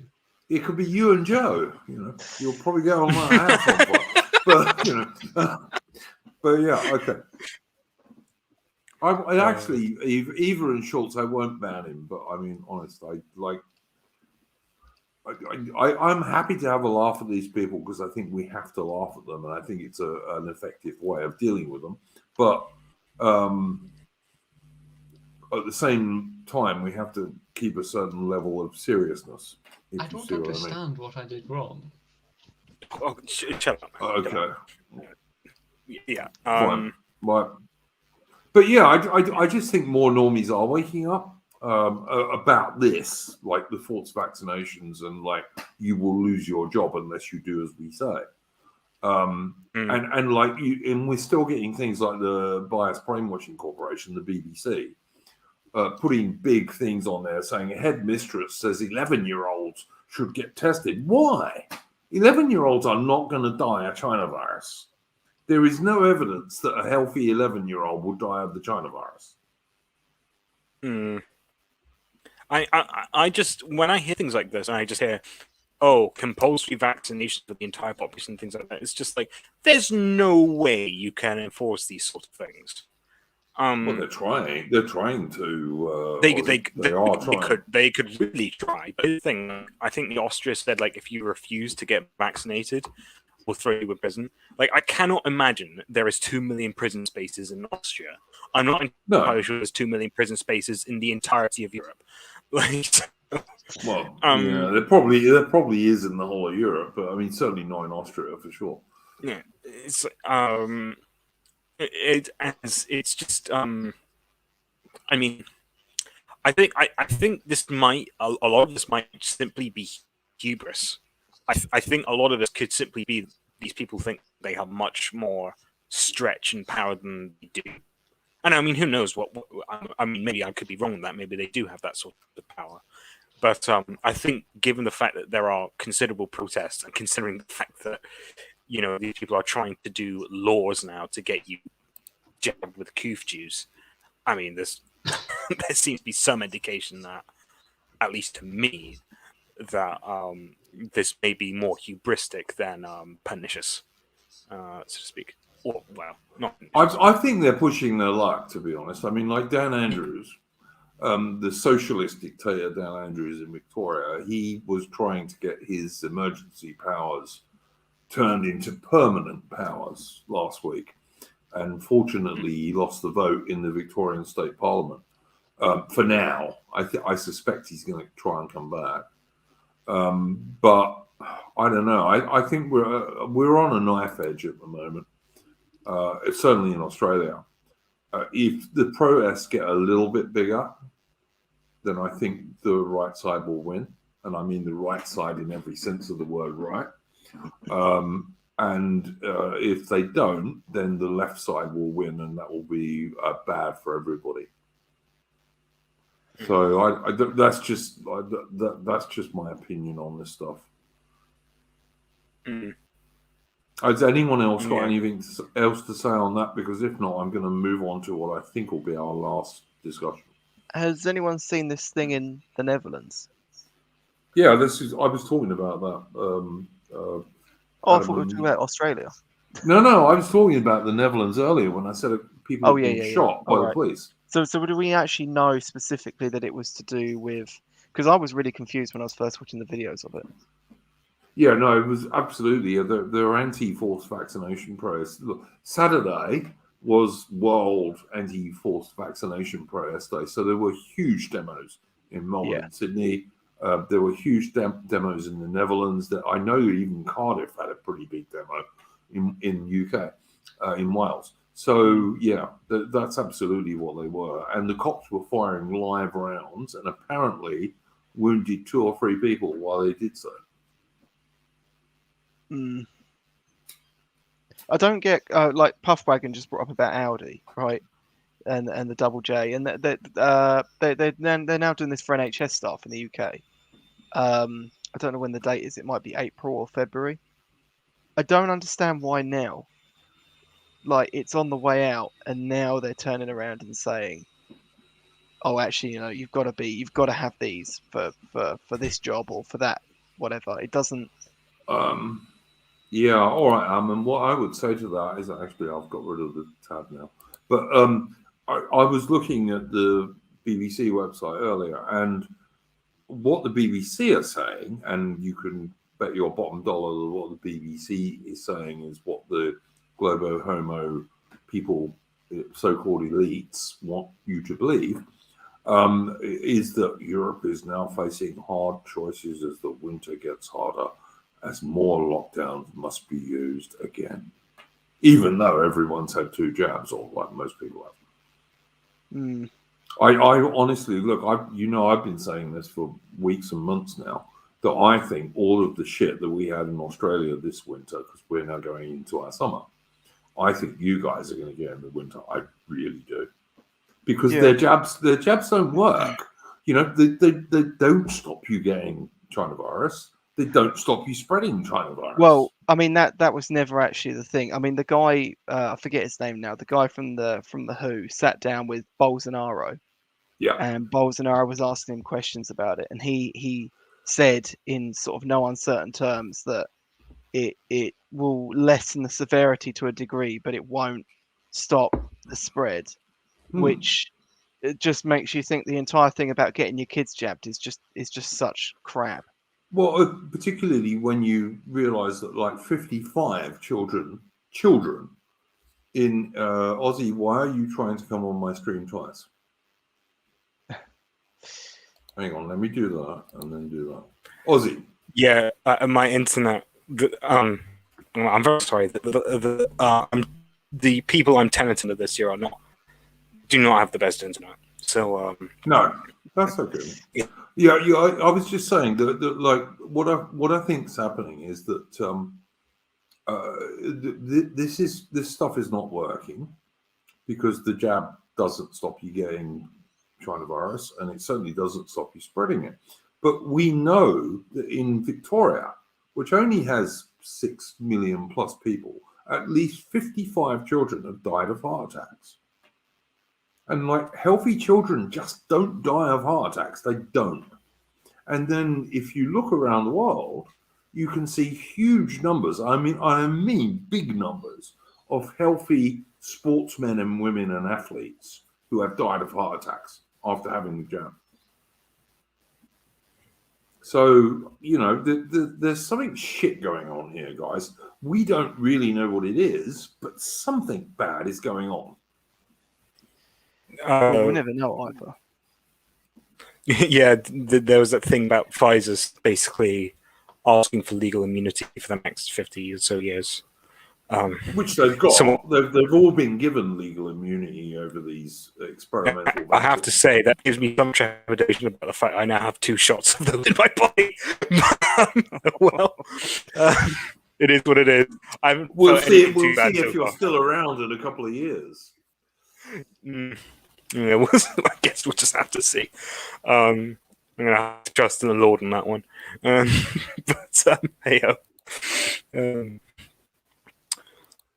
yeah. All right. Last subject for this evening, for the last 20 minutes or so. Infighting on the riot. Don't care. Justice for Joe.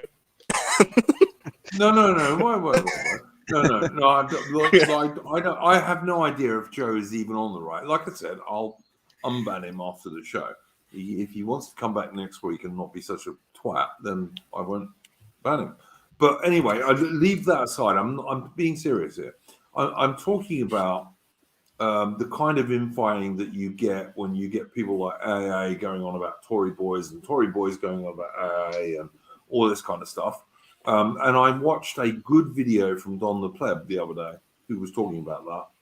And he thinks that a lot of it is because a lot of people who are on the right these days weren't originally, and they were on the left. And like they got off the left at different points. And yeah, I can kind of see that. I mean, I remember the time when I stopped watching AA because AA was not right wing, in my opinion. I mean, he was a libertarian of some description, but he wasn't right wing. So, what do we think about that? Well, I mean, first off, the Tory boy's just living his head rent free at this point. It's got to be said.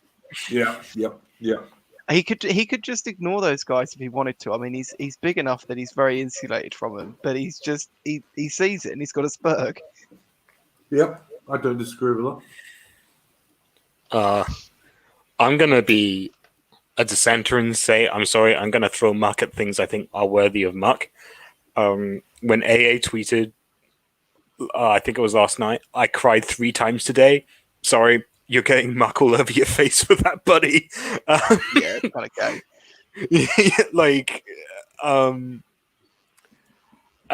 infighting.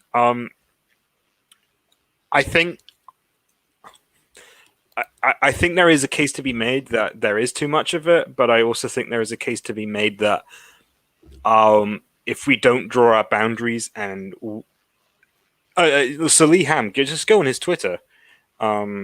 He doesn't run under the name Academic Agent. He runs under something else like Custard Creams or whatever. But he said it's custard cream, yeah. Yeah, he said he cried 3 times last night. Why? Why? I think it was to do with the Rittenhouse verdict, but it's like, come on, pal. Cried. Yeah. Well, he does have those feminine hands, but you know, Like, And his wife drives him around. I mean, I just one that you cried, B that you cried 3 times, and then C that you cried over a jury verdict, and then D that you put it in public. How can I not make fun of you? yeah. I mean, I have to say, I sat up all night watching that trial, like on the Ricada stream, and I was extremely relieved when the poor chap was like given the correct verdict of not guilty, and you could see he almost collapsed. Yeah, and I was very relieved, but I sure didn't cry, you know. But I was relieved for sure, and I let out a cheer. Yeah, like he's like, sure, he's allowed to be emotional. His family are allowed to be emotional, but like, I don't know. Anyway, back to the original subject of infighting, because I do realize that I have now basically insulted the masculinity of someone. How cheeky of me. I'm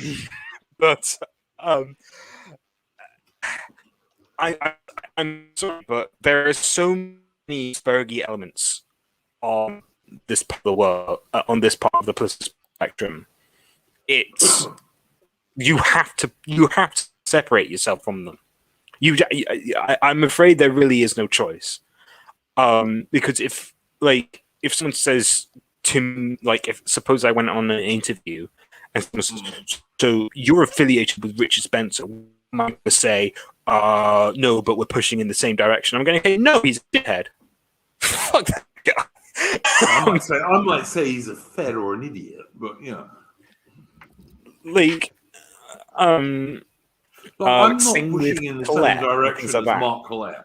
I'm not pushing in the same direction as Mark Collette because I am not a British government asset, whereas Mark Collette almost certainly is. But you know, that's just me. But I could get in rows with AA or AA supporters, and I certainly don't, because I don't think that would do us any good.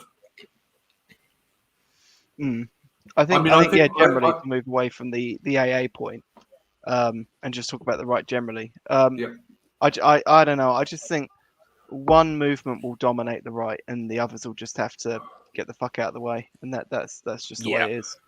Or maybe different movements in different countries, perhaps. I'm not sure that the right wing in Britain and the old Commonwealth is the same right wing that there is in America always. I'm really not. I mean, Yeah. you could make the argument, the devil's advocate, of course. Taiho Adaman. I'll see you in a second. Hopefully you'll come back. Yeah, but I could make the devil's advocate argument that the Tories are, the right-wing group, and we're all dissidents and taking away from their momentum, which is, in some semblance, true. I don't think it's a very good argument, but it is an argument with some esteem. And look, I'm just simply never going to support the Tories. It's just not ever going to be how it's worked. I have my principles. You can't. And, if you're really no, on the can't. right, you can't. You can't support the Conservative Party. No, you can't. I threw my membership in the bin 2 weeks ago. And I am now a card-carrying curtain boy. But cool. Yeah. But that means I backed a horse that will probably not win, I accept. And that's just I think that's just the reality of the modern right. I think we're going to have to stick to our guns and just pick something we believe in, because I do not think ultimately in the end there is a political solution for us. No, it's a very black pilling thing to say, but I don't think our solution will come in through a based government who will tell people to face the walls. I think it will come through cohesive community change and, in some ways, political segregation. So, Adaman, your views on this? Well, I was going to ask, why the Heritage Party? It came down to them or the SDP, and I was reading through the manifestos, and the first thing that stood out to me is that the Heritage Party has a very clear statement that they want to preserve the old British environment and not let everything get built over, which is a very personal policy for me. And the second reason was because the Heritage Party, the SDP basically said when it came to migration, they were like less than net 100k, and the Heritage Party were basically 0. And so I kind of knew from that which one meant which for me. So and I think David Curtin is a good man, and I think he's a man who says what he believes, and he has charisma, and he is a person that exists. I don't even know who leads the SDP. Curtin used to be UKIP, didn't he? Yes, he did. Yeah. But he says things like for someone who lives in London, he's come out against things like transgenderism, against abortion, and all that sort of stuff. It's quite brave things he said. So I'd rather be backing that horse than some unnamed guy or Boris Johnson, or as you like to call him, Duke Alexander Johnson. I should probably not call him Boris. Yeah, because Boris is a made-up name that he wants people to call him. No one who knows him calls him Boris. Yeah. Max Donist, the English Democrats are not an option for me because I am not English. I was just going to point that out, that Ozzy's a Scotsman, so he can't really vote for the English Democrats, can he? I mean, I do think that Scotland needs a local right-wing pro-unionist party, but that's a different issue. Yeah. I think that time is coming, but we already had some semblance of it in the last election. But I'm in no thing to immensely rush it, and to be honest, I'm quite happy with the Heritage Party choice. You cut out at least at the moment. I mean, I know they stand no chance at all in Scotland, but hey ho. Well, look, there was that election a while ago. I can't remember which one it was, and we went through the results on this stream. And I think when I was looking at that, the Heritage Party, they did better than expected. They didn't do great. They didn't do particularly good, but considering it was their first run, they did okay. Yeah, it was Hartlepool in which they did pretty well. I think they got pretty well, meaning 800 votes. But beggars can't be choosers. So that's a good inroad for a first run. And there was quite a few parties, I think, running in that one. Yeah, I would just say this, and it comes back to what we were originally talking about him playing on the right. and you guys will probably be bored with this because I talk about it a lot in the Discord, but I just believe that the in inverted commas nationalist stroke populist parties in the UK, they need some sort of informal electoral alliance where they at least don't run against each other in the same seat, because they're never going to get anywhere as long as they do that, because they're mostly chasing the same votes. Maybe. Yeah. Mitch said in chat, only problem with Curtin really is he's putting all his eggs into one basket vis-a-vis lockdowns and flu world order, where he could put more emphasis on other issues. I think that was the only issue I've had with him. When he was first sort of out there, I pushed the Heritage Party quite heavily. I really like him. I did think that he probably talked about that a bit too much, which was literally, it was all he was talking about for a while. What I would say is that I think it's a good, if you're going to put all your eggs in one basket, it's a good basket to put them in, because It's really been proven right as time goes by. Yeah. Because that is that is the thing at the moment that is animating most people and is most prescient. But I mean, of course, I would like people to talk about other issues. But I mean, there's quite an obvious issue that we can't really, we have to be relatively hush-hush about, i.e. immigration. So, I mean, I would prefer it if someone of a bit more status would talk about it. But again, beggars can't be choosers, and I cannot, in good conscience, still be a Tory and give them my money. So, okay, here's a question for Ozzy and Napoleon.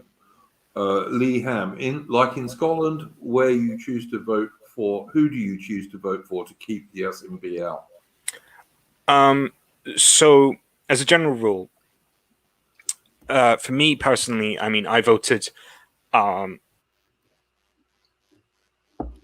in the last election. I think I put on my pink sheet Tory, and I put on the other one what's it called, the Alliance for Unity. Depending on where you are, I mean, for me personally, I'm as my father and my grandmother before me, I'm a diehard unionist. I don't want to be anything other than a unionist. So for me, the priority is stopping the collapse of the union. So I generally just vote against the SNP. And normally what you'll have just before the Scottish elections is you will have a pamphlet, normally from the Alliance for Unity or someone else, who will basically say, here are the candidates you should vote for in this region to stop separatism. And because it's not nationalism, it's separatism. I agree. But apart from that, it's really case by case. I mean, if I was in Norway, I'd vote Democrat, and I am no way a Liberal Democrat. But again, I have priorities, and unionism is a priority for me. Fair enough. Napoleon, what's your view on that? If you want to stop the SNP, who would you vote for? I say you probably vote for the Family Party, but I've practically given up on Scottish politics. So just to humour my mum, I just vote the same as her. So I voted for the Green Party as well, and then wow, what? Ban him! Yeah, the Greens support the SNP, for God's sake. Yes, I did. So I did. Yeah. Oh my goodness! Have you seen their leader? I mean, he's almost like Joe. He definitely has a thumb up his arse. God's sake, Napoleon, you can't do that. I'm in a group chat with a couple of friends of mine, and I told them, and they sent me shit like the website to the Samaritans. That was a funny one. Yeah. And they kept on sending me like helplines and stuff. It was just, it was just for laughs. That's all it was. I don't actually give a shit about the Green Party. All right, Napoleon, I would just say to you two things. Firstly, your mum shouldn't know who you voted for. And secondly, the Greens support the SNP, mate. Honestly. Well, no, on the first count. Thirdly, you're listening to a woman on who to vote for? Sorry, I shouldn't have said that about your mother. have said that. I can't help it. Obviously, you shouldn't take a nihilistic approach to voting because that's really what matters. But the thing is, there comes a time where you just don't really care that much. I'm very far away from any kind of main center like a city or anything. Yeah, I was So, just going to say, Napoleon. Whatever I vote for, I don't care. But you live in a very socially conservative part of Scotland, so you know. But still, why don't you just write like "gay" on your ballot and then just Yeah, even do that rather than I vote for your mum. No, this was actually my first time voting, and I was gonna write something like, I was gonna put like a penis on it or like panda on like one of the sheets, but I didn't know if you could get in trouble for that, but obviously. You can't. It's an anonymous ballot. To be fair, the Scottish voting system, the Scottish voting system is a complete nightmare. Like you're given like 2 separate ballots, and it's really confusing about which one. You should see the Australian voting system for a real nightmare. But yeah, okay. Like some of it's first past the post, and another bit's proportional representation. Oh god, I hate devolution. I hate it. All right, let's bring this back on track for the last 5-10 minutes.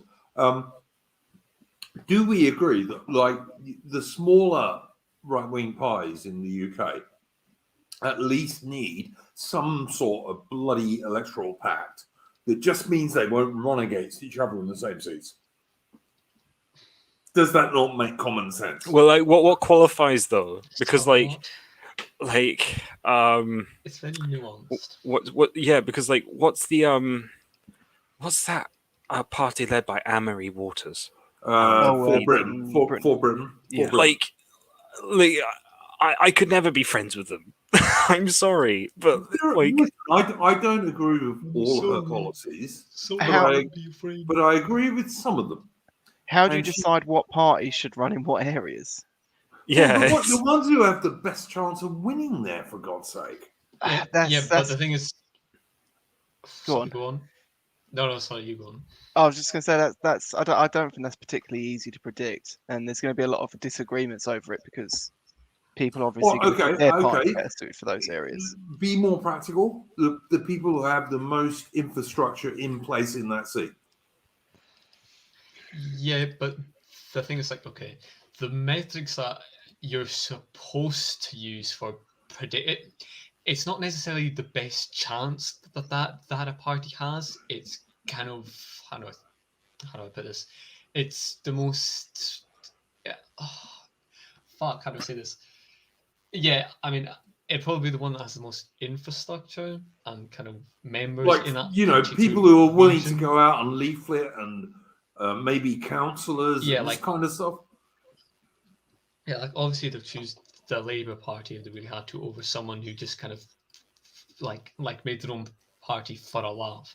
But I'm pretty sure, I don't know if they have it now, but they certainly used to. It was a vetting process that parties had to use if they wanted to get through the process of being added onto the list for parties that you're able to vote for. I don't know how independents do it though. Actually, I'll do that. Actually, I'm going to Google that. Yeah, no, I know what you're talking about, but that's not quite what we're talking about. It's more like there are, I don't know, more than half a dozen small right of centre pies in the UK who all are basically chasing more or less the same votes. Would you guys not agree with that?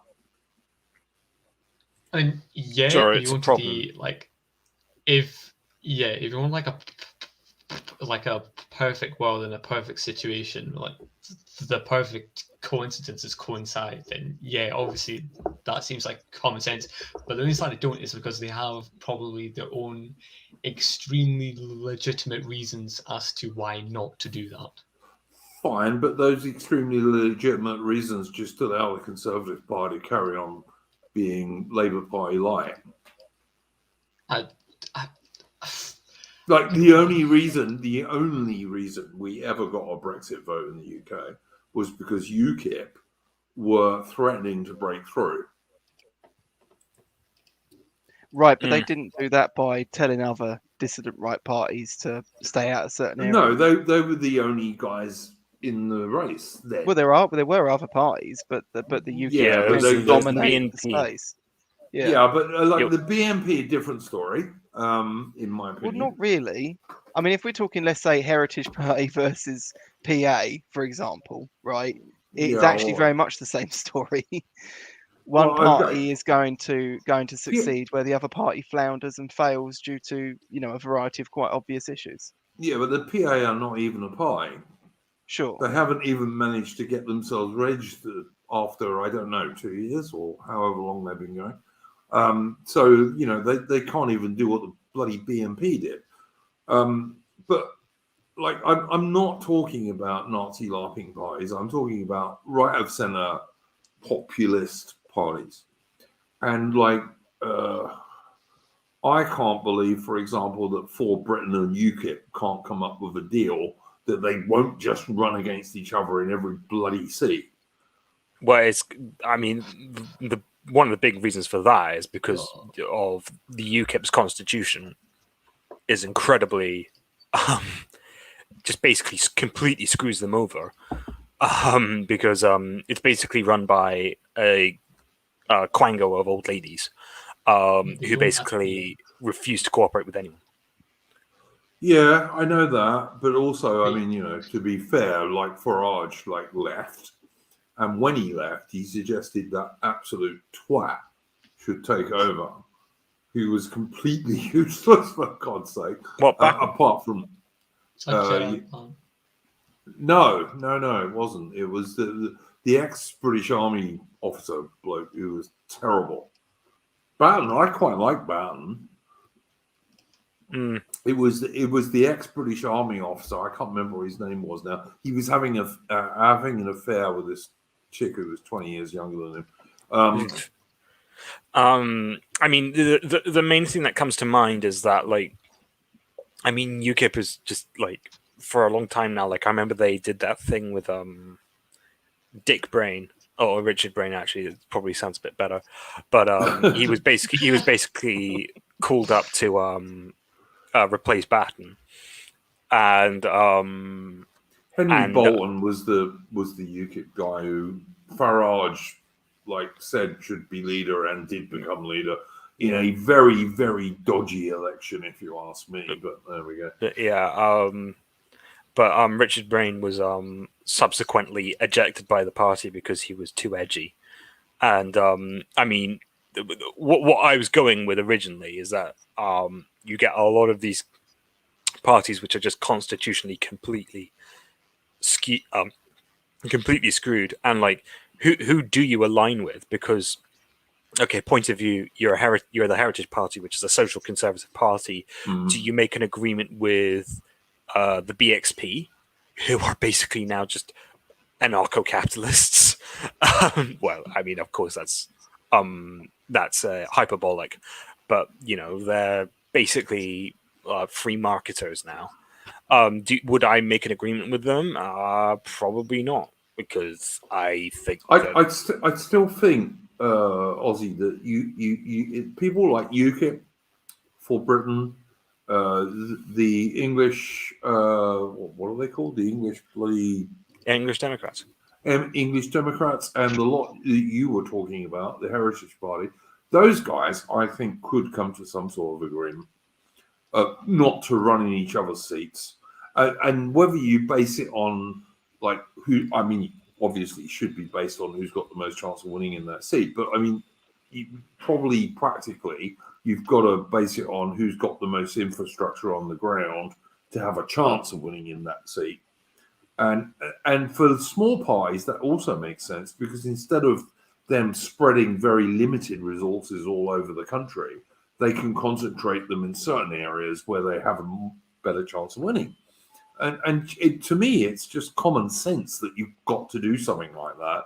And if you are going to put any pressure on the so-called Conservative Party, who don't conserve anything these days, and are basically just Labour light under Alexander Johnson. That's the only way you're going to do it. You're not going to do it by there's a by-election coming up where like every single one of these small parties is running against each other, and they'll all get 19 votes. Mm. And I mean, that's just what's going to happen because these people haven't got the common sense to turn around and say, look, we can't do this. It's stupid. And I, you know, I don't agree with any single one of these parties totally. I'm probably more right-wing than most of them. But any I of think them that goes would be without better saying for than- us, isn't it? but any of them would be better than the Conservatives.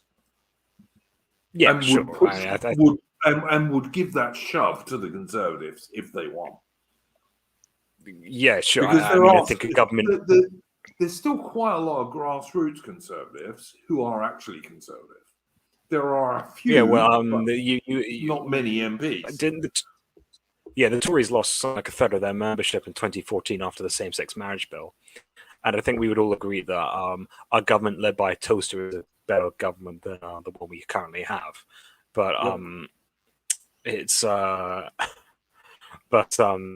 yeah, it is in a sense about realism and proportion. And I was literally just looking at the Wikipedia article on the Heritage Party just now, and something that I bet all is well for it is that it's just been described as quote right wing and not quote far right, which is basically a death spell. So that's an insult to the toaster.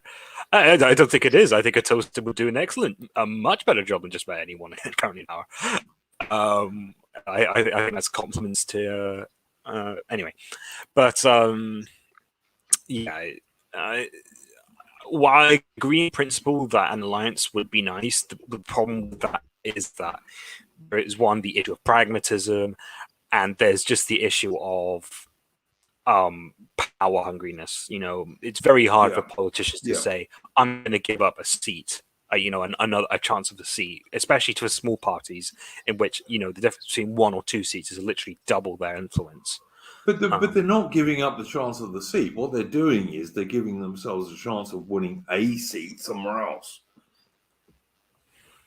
Yeah, and I can see that point, but again, like if you can look at it this way, Ozzy, if you're a small party and you can concentrate all your work, and all of your activists and people who are going to go out and leaflet and talk to people and all this kind of stuff, you can concentrate them all on 2 or 3 seats.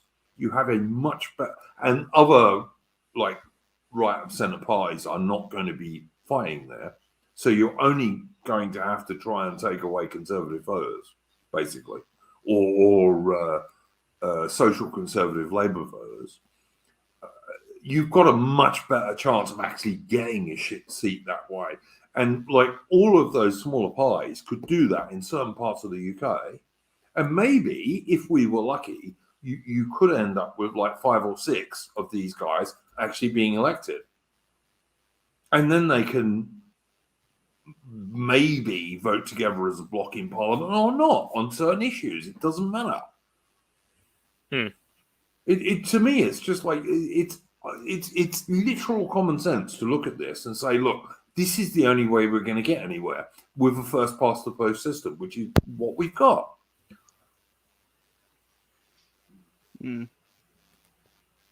Adam, your opinion on that stuff? So, like the other problem I have with the idea of parties making way for each other is very, very, very, very, very few people actually vote for like their local MP. People usually vote for the sort of national brand. Sure. And if you're again allowing 4 or 5 good right-wing parties to sort of build up slowly across the national stage, you're not building any singular brand.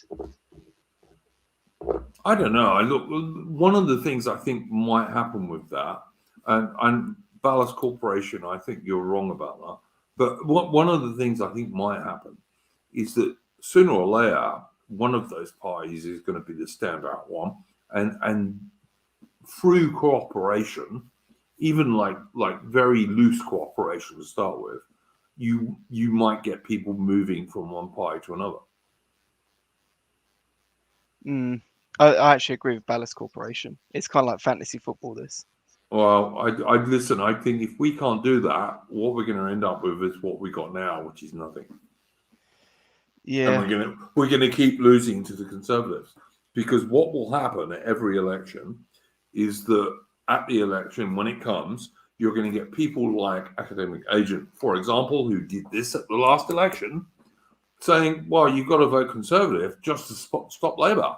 I think he's now changed his position. Yeah, no, I know he has. He's changed his position so many times. It's like, whatever. But that's what he did, and that's what you'll get loads of people doing. You'll get people saying, "Oh no, you have to vote Conservative because otherwise Labour will get in." And listen, Labour and the Socialist Party are absolutely they're the worst thing for Britain ever. But at the moment, the Conservative Party are just Labour light. That's all they are, particularly with the watermelon green nonsense that Alexander Johnson's coming out with. So I don't know. I'm trying to look. I agree with what someone said earlier. I think it was Ozzy. I don't think there is a political solution to where we are. I think it's going to be much nastier than that. But I will try and fight for a political solution so long as I think there's a even slight possibility of getting one, because that's much better than civil war. Well, yeah, I mean, the thing is that I kind of do take something from the Hitchens position, which is that the Tory party needs to die. Yeah, agreed. But that does also mean that we've got to embrace a few years of real substantial pain. Because as much as we might think they don't, the Tory party does, it is true that they are just Labour driving the speed limit, but at least they are driving the speed limit. I mean, they're probably going a little over the speed limit at this point. But see, I don't think if the Tory party dies, the Labour Party necessarily wins. That's maybe where I differ from you a bit. I'm not sure the Labour Party wins.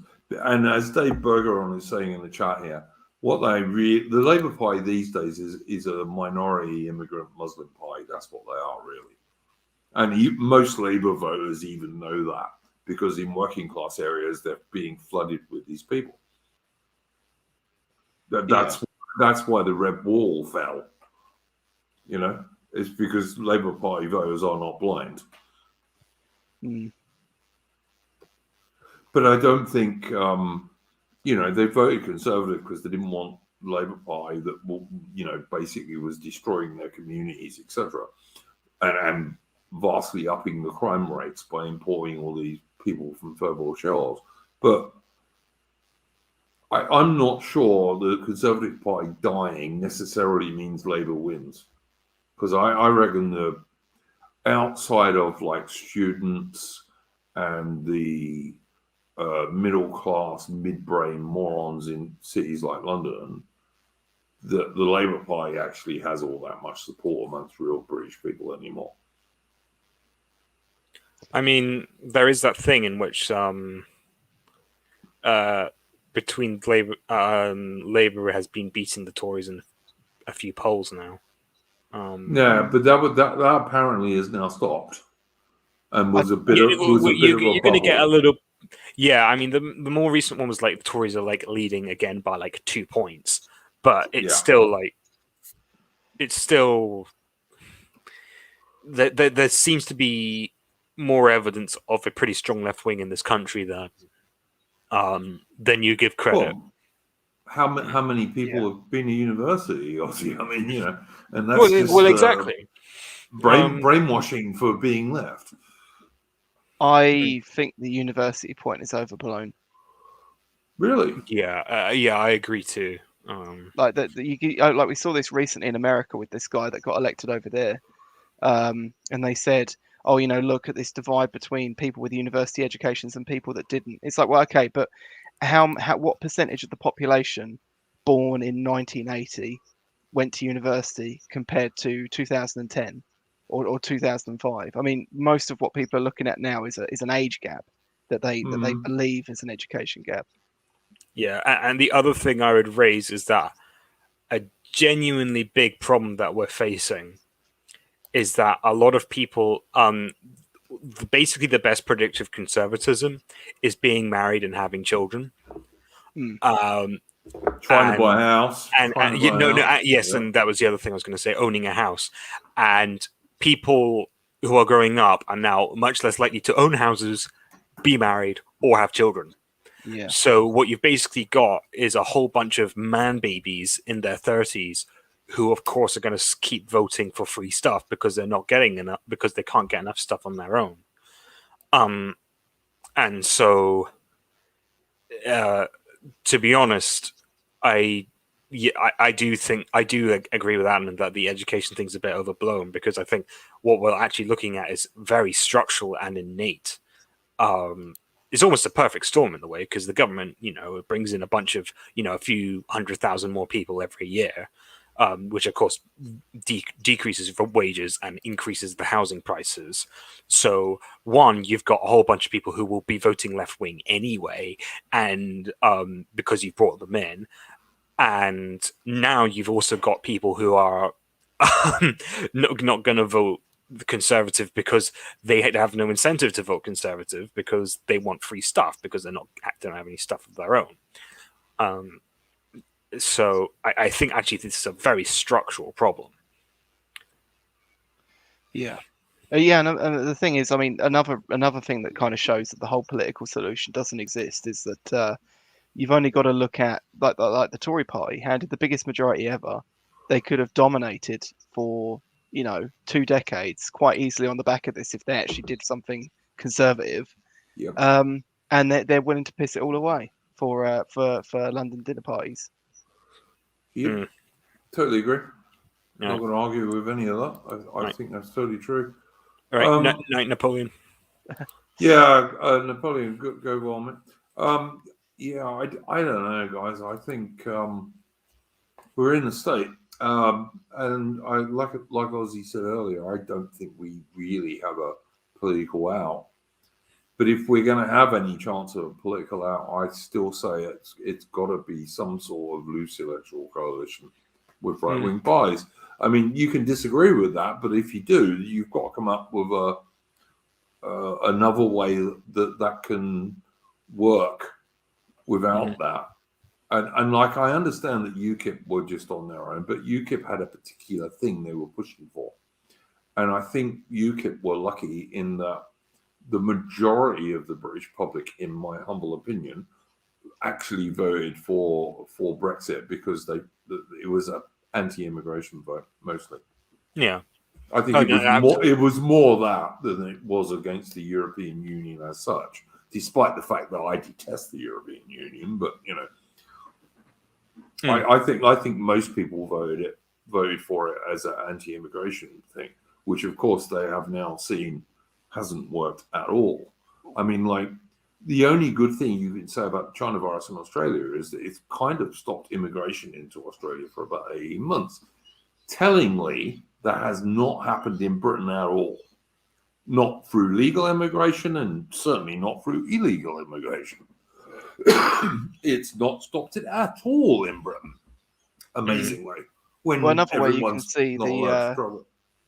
you can see the Brexit party and the Brexit vote and the immigration vote being amalgamated is just in the polling. I mean, immigration was seen as a bad thing by, I think, between 70 and 80% of Britons, all the way back from the 60s up until about mid-2015.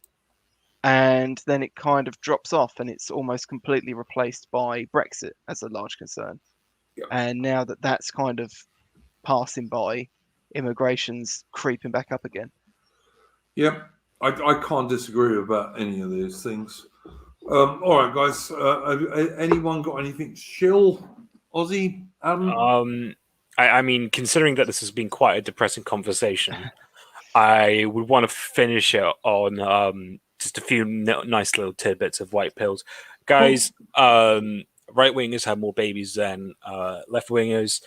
This is very good news, as the lovely lady of Shalott is herself doing, harvesting a new generation of patriots. You should all be doing the same. So please get screwing.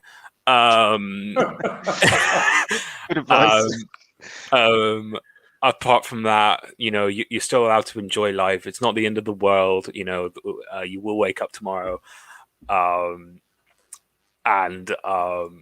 hey, go to church. That's about it for me. Adaman?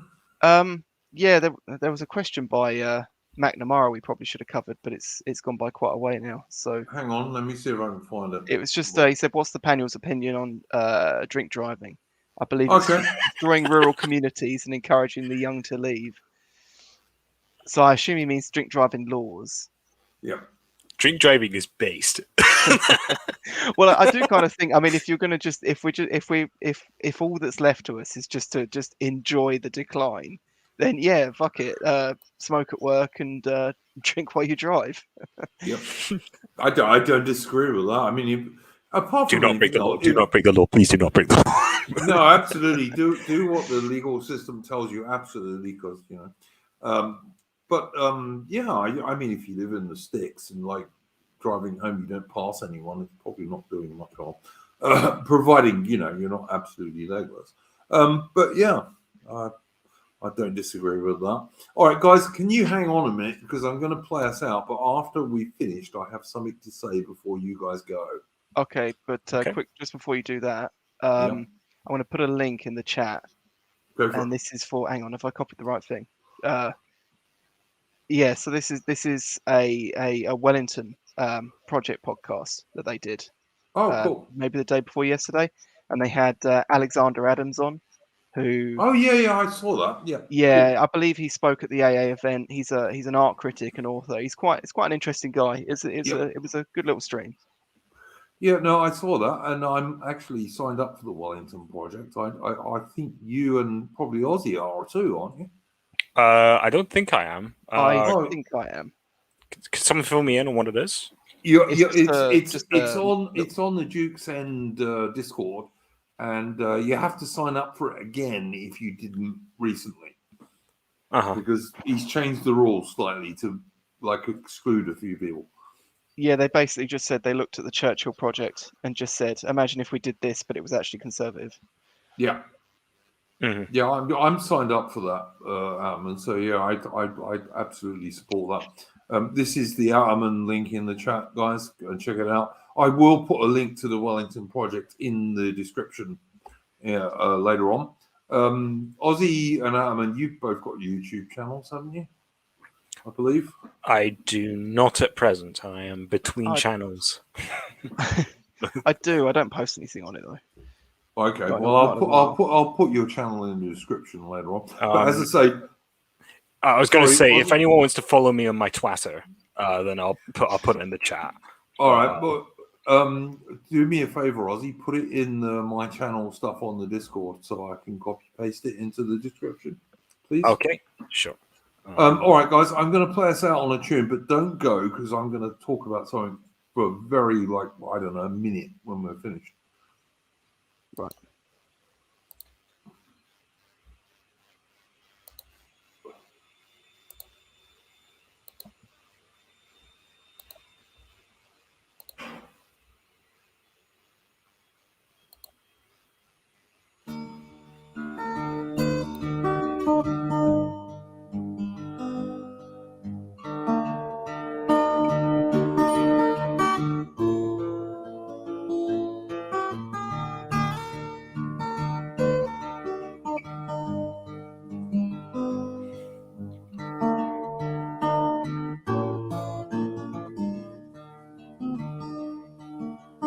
When this bloody war is over, no more soldiering for me. When I get my civic clothes on, oh, how happy I will be. No more church parades on Sundays, no more putting in for me. I will kiss the sergeant major. Oh, I'll miss him.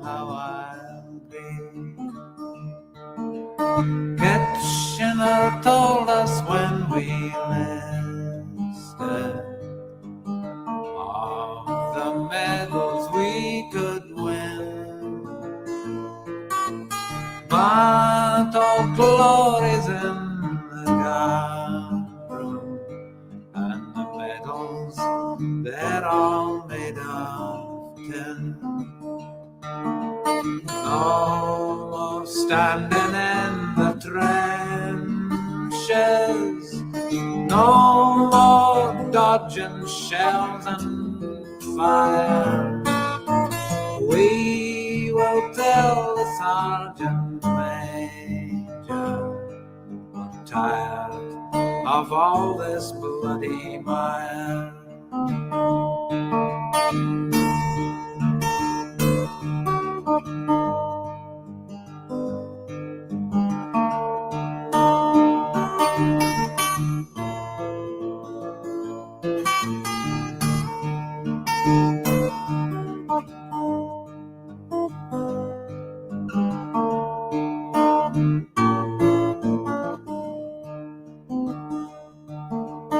No more church parades on Sundays, no more begging for a pass. I will tell the sergeant major he can stuff his pass right up his ass.